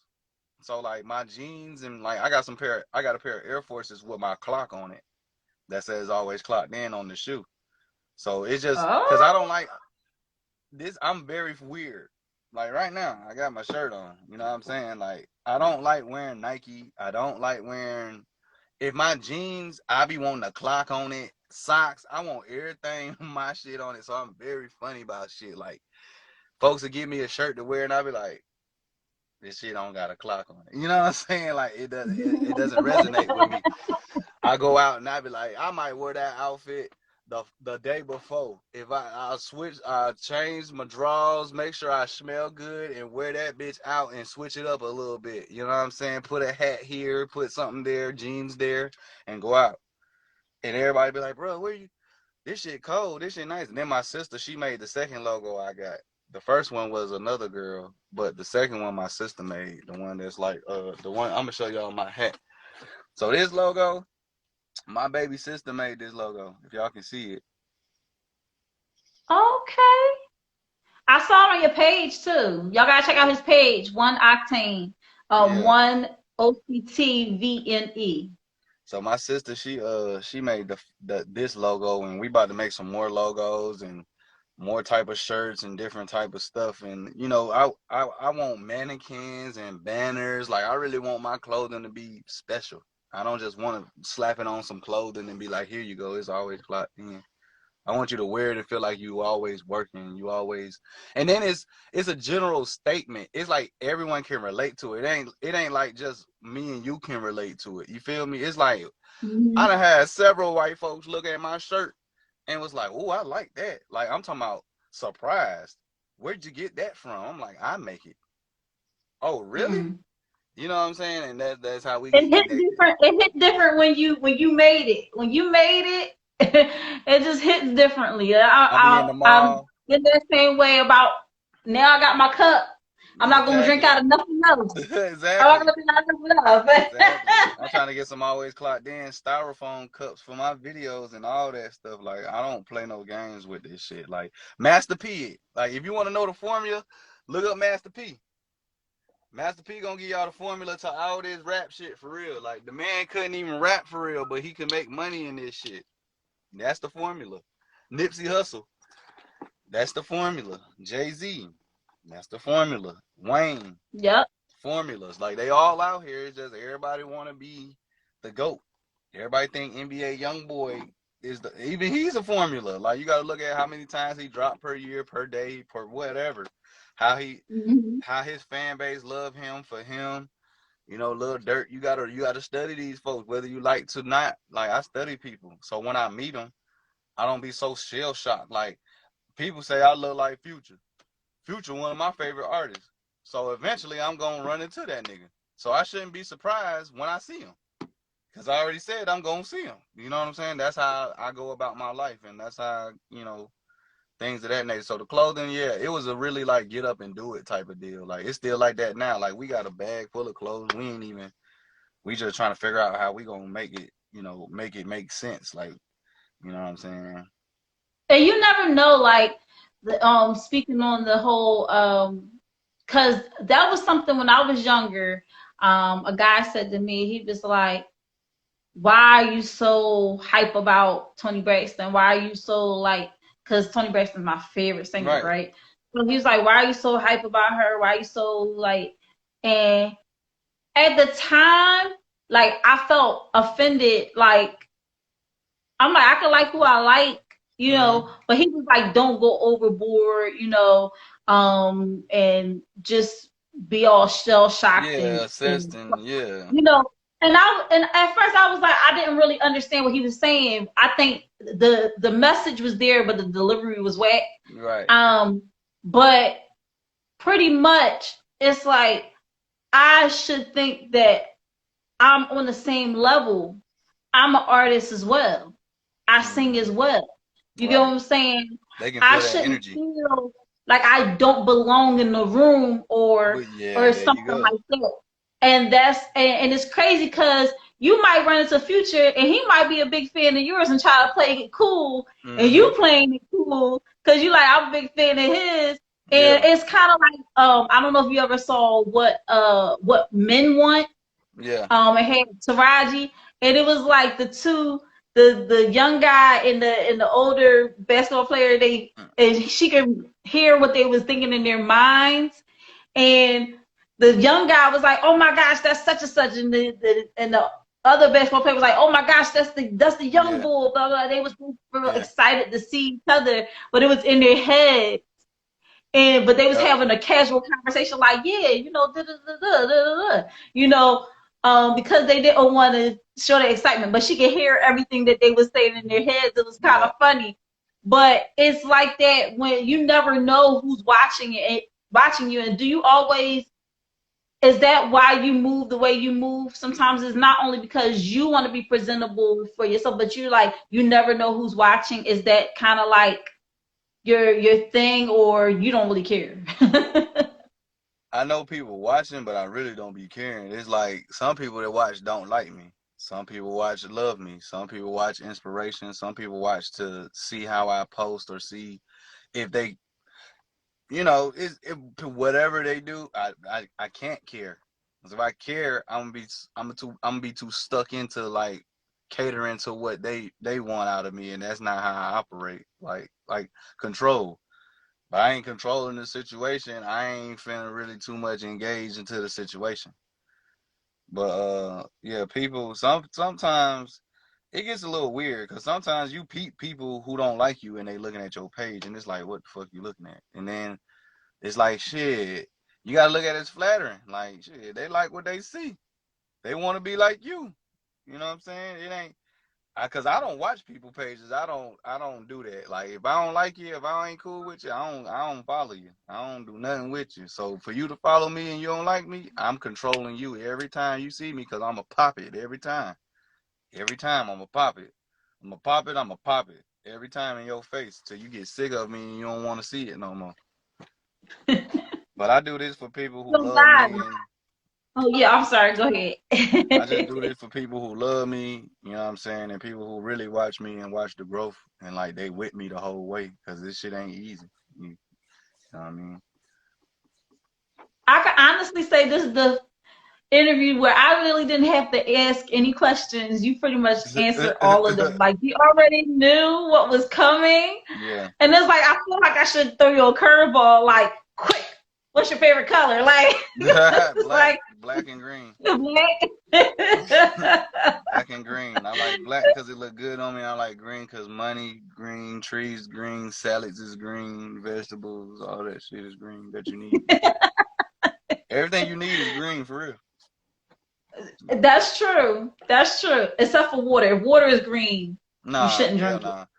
Hell That's nah. nasty. Water's clear, and some of the water we drink, we shouldn't drink. So yeah, water different. But like weed, your herbs, spinach, cucumbers, grapes, green apples, green leaves, green trees, like everything be green.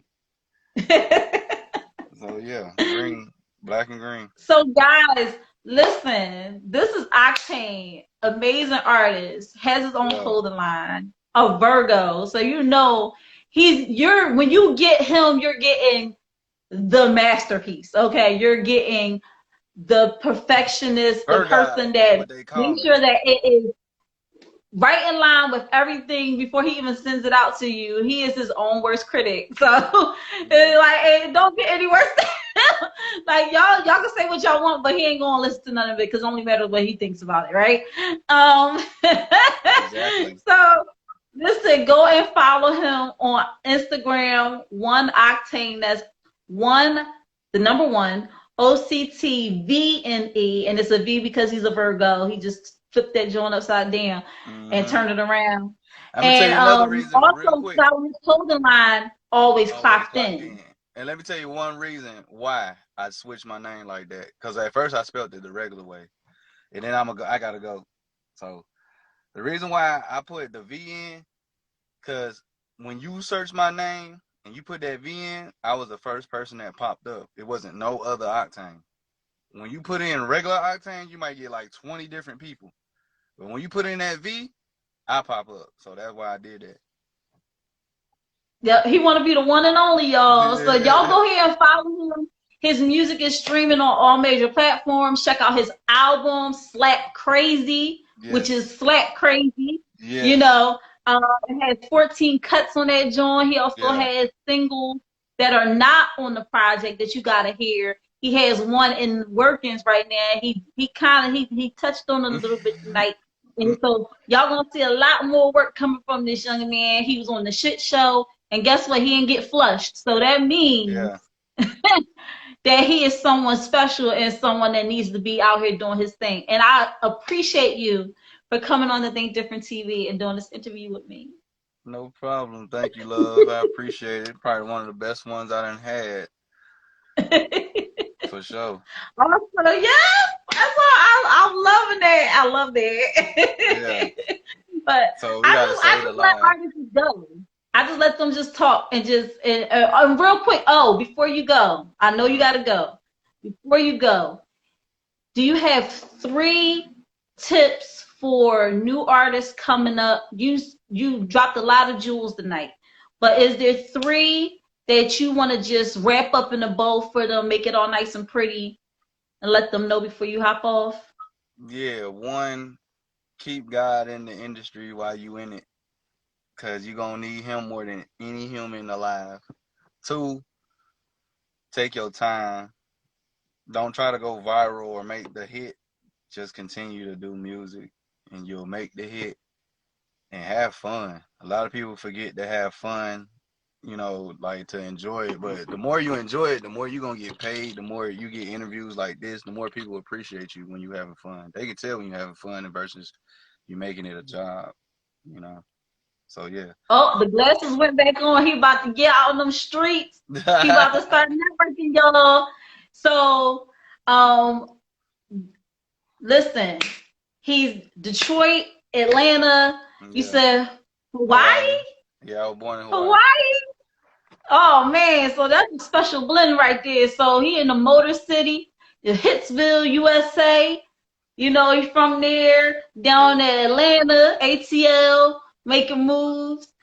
He about to go out networking from Hawaii, you know, the aloha, the little belly dance and stuff like Yeah. that. Listen, wide range, and he has wide range when it comes to his music. So definitely go and check him out. He has a message, he has a story that is being told.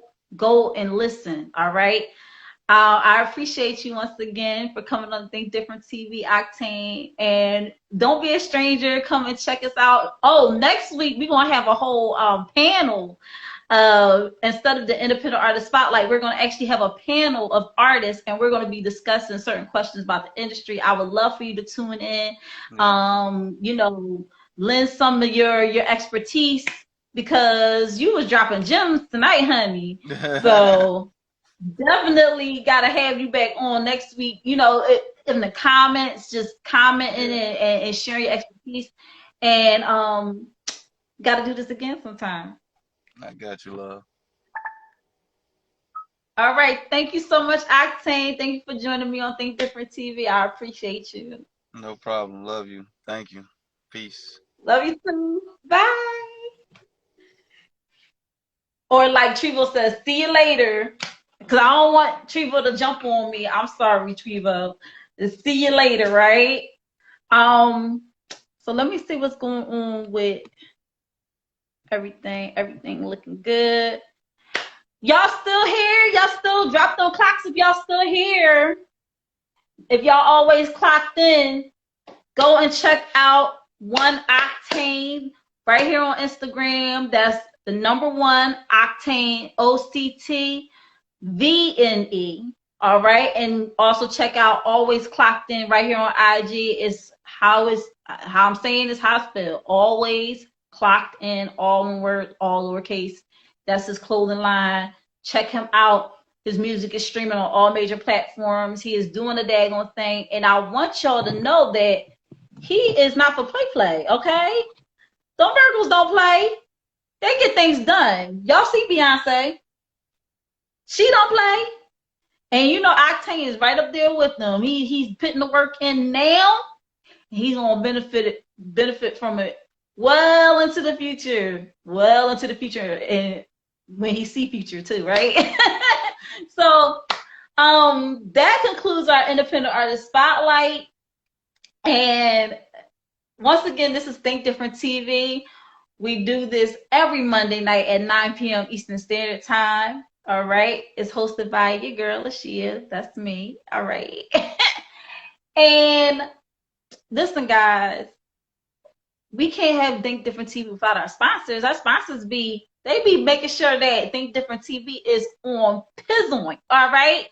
Also, along with my creative director, Trevo. Shout out to Trevo, my creative director. Love him, love him, love him. doing the daggone thing. He is amazing at his job here on Think Different TV. I couldn't have done this show without him, honestly. He is amazing. All right. It's that Cap energy. It's that Capricorn energy. I just love it so much. So y'all, like I said, we couldn't have done this show without our sponsors. Our sponsors are Anointed Ads. Anointed Ads is award-winning graphic design, a website company, 14 years in the making, over 100 websites created, including his own www.anointedads.com. You can also find Anointed Ads right here on IG and Facebook at Anointed Ads. That's ANOINTEDADS. That's ANOINTEDADS. All right. Anointed Ads created the flyer for Think Different TV.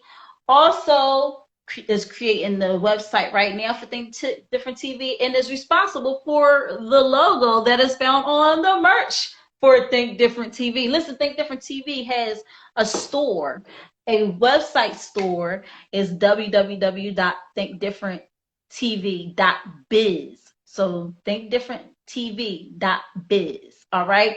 But Anointed Ads is amazing, ran by Phil. When you're ready to get that flyer done for your business, for your event, you're ready to get that website created for your business or whatever you have going on, contact Phil at 609-534-0237. That's 609-534-0237.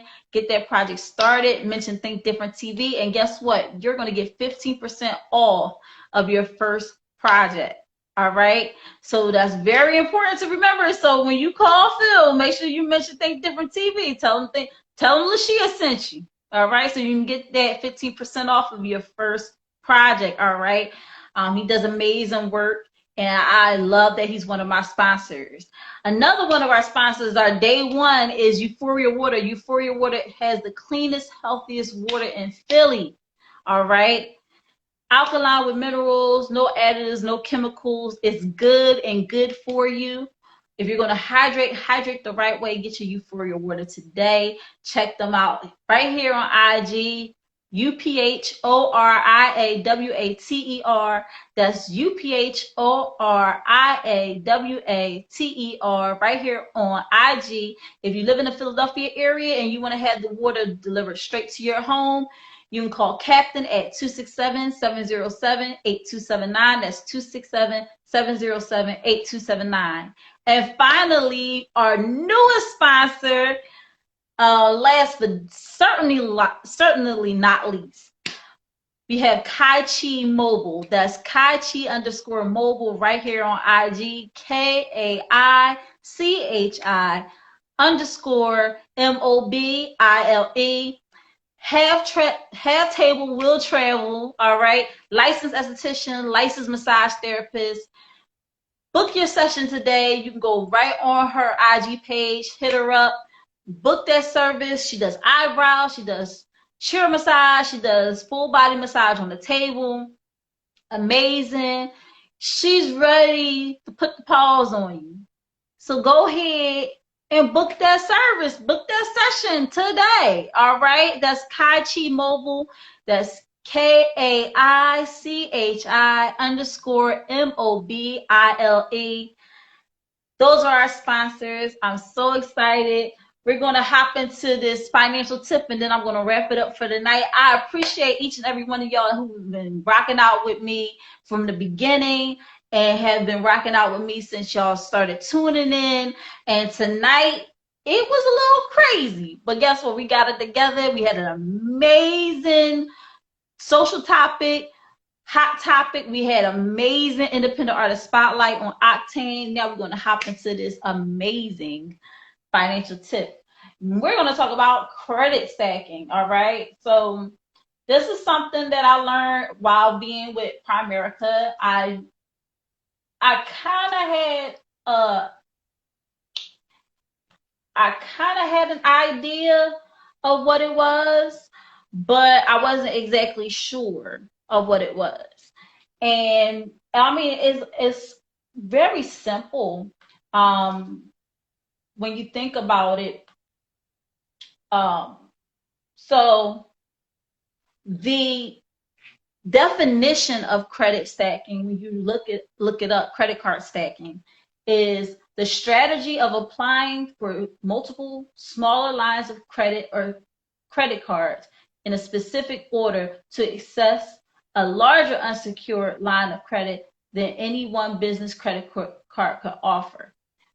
But there's also another thing that I wanted to talk about too. So that's one aspect of it. And I wanted to also talk about, so one is about establishing credit, and the other one is how to keep your credit in line. All right. So the one that I'm more familiar with when I hear about stacking credit and everything like that is when you're paying off credit. So some people already have credit cards and they're already like, oh my gosh, I got like 4 or 5 credit cards, or maybe 2 or 3. And they're like, it seems overwhelming because it seems like no matter what I do, I just can't get it paid down or whatever. Well, credit card stacking, to me, when it comes to paying off your debt, is getting rid of that smaller bill first before the larger one. All right. A lot of people like to tackle the larger one because they feel like if they put a dent in it, okay, it makes me feel better. You get what I'm saying? But if you have a 200, you got to think about utilization. So this is what I mean by utilization. So let's say you have a $200 credit card, right? You have a $500 credit card. All right. You max out your $200 credit card and you spend $300 on your $500 credit card. Now, people will look at it and say, well, $300 is higher than $200. So let me pay down the $300 on the $500 credit card and not the $200 credit card. And I'm only using figures, so it may be higher than it. I'm only using figures that I can easily do this math with and make it easy peasy, lemon squeeze. All right. So your $200 credit card, even though it's less than the $300, that credit card is maxed out. So that is at 100% utilization, which is terrible. You want to at least have it down to 10%, right? Now, your $500 credit card is currently at 3/5, so that is what, 60% utilization. So is at a lower utilization than the maxed out credit card. What you want to do is to get your utilization on point. Let's add the 2 credit cards together. So you got a $200 one and a $500 one. That's $700, right? Currently, you're at $500 of that $700. So your utilization is high, all right? If you pay off that $200, not only do you bring that utilization down for that one credit card, you pay it off, right? Now, all that's left is the 60% utilization of that $500 credit card, but still the utilization of the entire $700 balance is lower now because you done paid off that credit card. So all I'm saying is, when it comes to paying off your credit cards, pay off the lower one first. Make sure that that's paid off, and then if you still have to send in payments for the other ones, send in a little bit above the minimum payment, because when you send in the minimum payment, chances are you're paying most of the interest off and not really paying off the principal. So if your minimum payment is $25, but you can afford to send them $75, send them $75, because when you pay that $25, probably like 20 of it is going towards the interest and 5 of it is going towards the principal. And that's not going to really put a dent in anything. So you want to make sure that you are really aware of that type of stuff. That's what I was thinking when I was thinking of credit stacking, as far as making sure that you're paying the lower amount first and then work on the higher amounts. All right. But this credit card stacking like it said, is the strategy of applying for multiple smaller lines of credit or credit cards in a specific order to access a larger unsecured line of credit than any one business credit card could offer. So, a lot of people, when they apply for credit cards, if it's your first time applying for a credit card and you don't have any other credit cards, they look at your credit score and they say, oh, well, you qualify for a $5,000 credit card, or you qualify for a $1,000 credit card. What I should have done in my younger years, what I should have done was I should have applied for a secured credit card first. Because I feel like I would have been more disciplined in my credit. Now, I'm doing it now, but it's a good way to, if you're going to start building your credit and you don't have any credit cards, it's good to start with a secured credit card. Reason being is that first, with a secured credit card, you have to put down a deposit in order to activate that said credit card. Some credit cards, you have to put down the entire amount. Whatever the amount you want the credit card to be, you have to put down the entire amount. Some credit cards, they're a little bit more lax, like Capital One. Their secured credit cards, you put down a certain amount and you only need like $49 and you get a $200 credit limit. But you got to be aware that they already are subtracting that 49 from, well, they're not subtracting anything, but really you just got an extra $151 in credit because you paid $49. That's with all of them. They don't matter how much money you put down. If you put down $700, they're going to give you an extra $151 on top of that. Only know that because I have a secure credit card with Capital One, but I wouldn't have been able to secure that credit card with Capital One, that secured credit card with Capital One, if I didn't already have a secure credit card with First Progress Bank. Now, First Progress, that's a credit card that I pay a deposit on, and that was the amount that's on the card.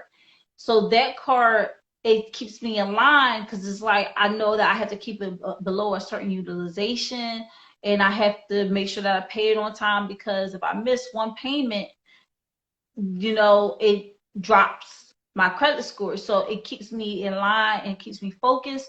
And let's say I get my credit card, my credit to where I needed to be, and I have multiple lines of credit because of this one credit card. So that's what that credit stacking is. It's like, okay, I get this secure credit card, build my credit up a little bit. All right, now my credit score is a little bit better. I can apply for a credit card with Capital One, which is a little bit more lax. They say, oh, just pay $49. We'll give you extra credit on top of it, which is amazing, right? You don't have to pay a whole $700 to, for it to be $700 in your card. You could pay a smaller amount and get a higher line of credit. Like, for example, if I wanted a $700 credit card with Capital One, all I would have to pay is $549. And then that would be my deposit. And then I get $151 on top of that, and that makes it a $700 credit card limit. Now, use those two cards, build up my credit score a little bit more because I'm paying my payments on time. Keeping my utilization low. It looks really good on my credit report. It shoots my credit score up some more. Now, the banks, even though at one point in time, they was like, no, no, no, I'm not going to give you an unsecured credit card. They kept saying, no, no, no. Now your credit score is getting a little bit better. Now they're like, okay, we can give them an unsecured credit card, and you pay that off, and I don't know if y'all noticed, but if y'all keep paying y'all credit cards off on time and everything like that, every once in a while they say, oh, well, you're eligible for an increase in your credit limit. And you keep paying it off, and you keep increasing it. And as you increase your credit limit, and let's say you're still paying the same amount on you're using the same amount on your card. So let's say you had a $3,000 credit card and you always kept it below $300 that you were using on your credit cards, keeping it below the 10%. So let's say you always kept it at $100, right? You like, oh, I'm only gonna spend $100 on this $3,000 credit card, you know, and then you pay it off on time, and every time you spend money on it, it's like a bill that always comes out on it and is the same price every time. So you just know that that bill is coming off of that credit card, so you just pay it when you get the money and pay it before it's due. Well, now that $3,000 credit card, unsecured credit card, the bank that you have it with, they're gonna be like, oh, well, guess what? You now qualify for a $5,000 credit limit. So now you have it at, you still paying that $100, you're still keeping it in use, but your utilization percentage is lower because your credit card limit is higher. So let's say you did spend 10% of that $3,000 credit card and said it was $300, right? And it's 10% of that credit card. Well, now you have a $5,000 credit card. So your $300 is not 10% of it. It's lower than the 10% because your credit limit is higher. And so now you're just, and then you just keep building it up, building it up, building it up, building it up. And these little tiny lines of smaller credit lines is helping you get to a point where you can go and get higher and higher amounts of credit. Like they said, higher than any business credit can offer you. So I definitely want to say credit stacking is not a hard game to play. Take it very seriously when you decide to do it. Word of advice for those who are, they like, my credit is in the toilet. All right. Listen, go to First Progress. All right. Website. It's actually available on the link in my bio has the link to get a secure credit card. Okay. You want to hit that link. It'll take you to the page. You apply for your credit card. Like I said, if whatever your limit you want it to be, you're going to have to make that your deposit. Okay. So if you want your credit limit to be $500, your deposit is going to be $500. All right. And there's a lot of things with First Progress. It helps you build your credit. I will say when you do pay your bill, like let's say you have a $90 bill or whatever, it does cost $10 to pay that back. But I'm saying this to say, because I don't want to hide anything from you guys, like I said, there is a $10 fee when you pay your bill. So I would say if you're going to pay your bill, pay it in full. Don't pay little amounts at a time, because every time you pay, you're paying an extra $10 fee. It don't matter how much you pay on it. So definitely do that. Build your credit up, because some people are like, oh, they feel it's a lost cause. Your credit score is at 400. You're like, I'm never going to dig myself out of this ditch. Trust me, trust and believe. You can definitely dig yourself out of it. That credit score that we already talked about last week, that was created by the Yokomos, you know, listen, it hurt things, but I will say this, it's not going to stop nothing. It's going to stop nothing. It's not going to stop anything. You can keep rolling along through life, never having credit. You can definitely do it. You just got to have the cash. All right. But if you do need credit and you want to build credit, you know, you feel like all hope is lost, if your credit is already ruined, get a secure credit card. I will even make that suggestion to people who are just starting out and building credit. Get a secure credit card. Get a secure credit card. I'm telling you, some people that actually don't have any like points on their credit or something, like they're just starting out, 18-year-olds that are just going to college, everything like that, apply for a Capital One secured credit card. That way you pay a lower amount, get a higher credit limit. But if you can't do that, go to First Progress. Like I said, the link is in my bio. Get a secured credit card and just let it be so. All right. So that's my financial tip for tonight. I hope you got a lot of value out of what I talked about tonight. And before I even go, I gotta shout out my sponsors one last time. But I'm gonna do it in a little bit of a different order because you know I like to play the promo song at the end. All right. So let me get to it so I can play it.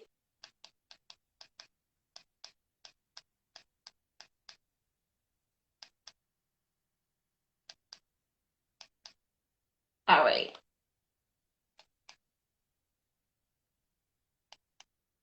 So I'm gonna cue this up so that it can be ready.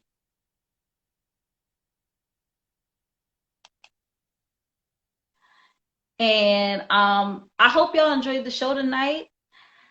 Like I said, it was a little bit of a rough start, but guess what? Got through it. We did it. You know, nothing can stop this show.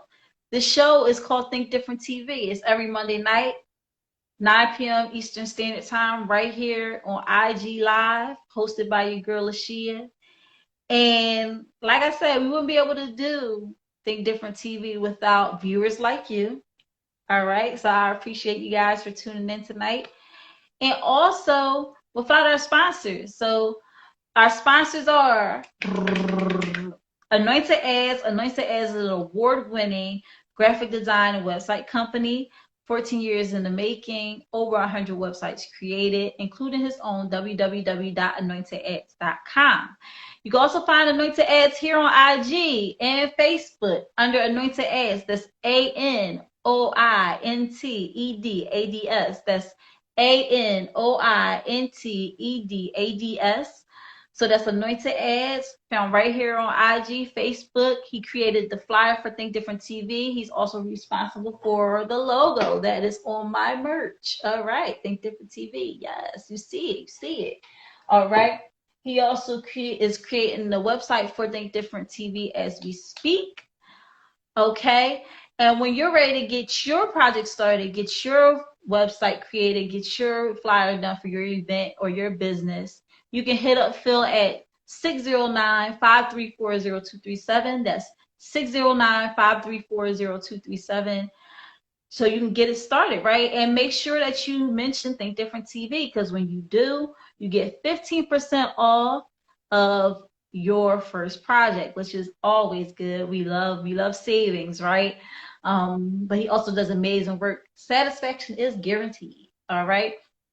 Another one of our sponsors is our newest sponsor, Kai Chi Mobile. All right. Half Table Will Travel, licensed esthetician and licensed massage therapist. Okay. She can't wait to put the paws on you. All right. So make sure you book that service today. You can head right on over to her IG page. That's Kaichi_mobile. That's KAICHI_MOBILE. That's KAICHI_MOBILE. Right here on IG. Make sure you go ahead and book that service today. And she can't wait to start working with you guys. All right. That's our newest sponsor. And finally, our day one sponsor, Euphoria Water, the cleanest, healthiest water in Philly, alkaline with minerals, no additives, no chemicals, award-winning business, the Philadelphia Entrepreneur Excellence Award 2022. All right. So he's been hard at work, y'all, to give us the healthiest water in Philly. It's good and it's good for you. All right. When you're ready to hydrate, make sure you hydrate the right way. Get your Euphoria Water today. You can hit them up right here on IG. Euphoria Water, that's UPHORIAWATER. That's UPHORIAWATER. Or if you live in the Philadelphia area, you can have Euphoria Water delivered straight to your home. Just call Captain at 267-707-8279. Again, that's 267-707-8279. Euphoria Water. Listen, Euphoria Water is so great that it has its own promo song, okay? And the promo song is done by the one and only Medusa Phil 215 right here in Philly. And we're going to get into it. We're going to close out the night, and I'm going to be drinking from my Think Different TV stainless steel travel mug. All right, look at that. Look at that. Look at the color. The color just splashes off. It splashes off. And listen, if you want a mug like this, or you want a face mask, or a tote bag, or a can cooler, or I got car mats, any of those things, a face towel, listen, just go to www.thinkdifferenttv.biz. That's www.thinkdifferenttv.biz. That is our new merch store website for Think Different TV. I'm so excited. You can get you a stainless steel mug just like this, all right, that can hold your Euphoria Water, all right, and you know, you can have it over there on the table chilling while you're getting a massage from Kaichi Mobile, and you know, you're gonna probably see the flyer for this stuff created by Anointed Eggs. I see how I threw all my sponsors in there all at once. Once again, this has been Think Different TV, hosted by your girl LaShia. It's every Monday night, 9 p.m. Eastern Standard Time, right here on IG Live, and the replay will be on YouTube under Think Different TV. That is our YouTube channel. So here we go. I'm going to play this song and we're going to call it a night, y'all.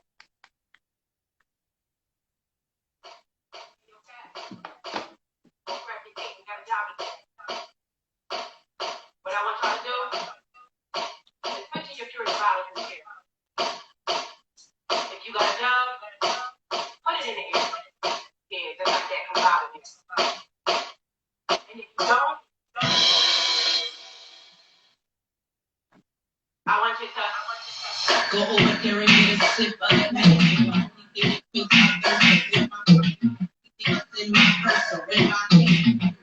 You just gotta see the dance. No what you can guarantee that. Face flow, everybody not tired. Feel energy, me so elevating higher. Feel energy, me so elevating higher.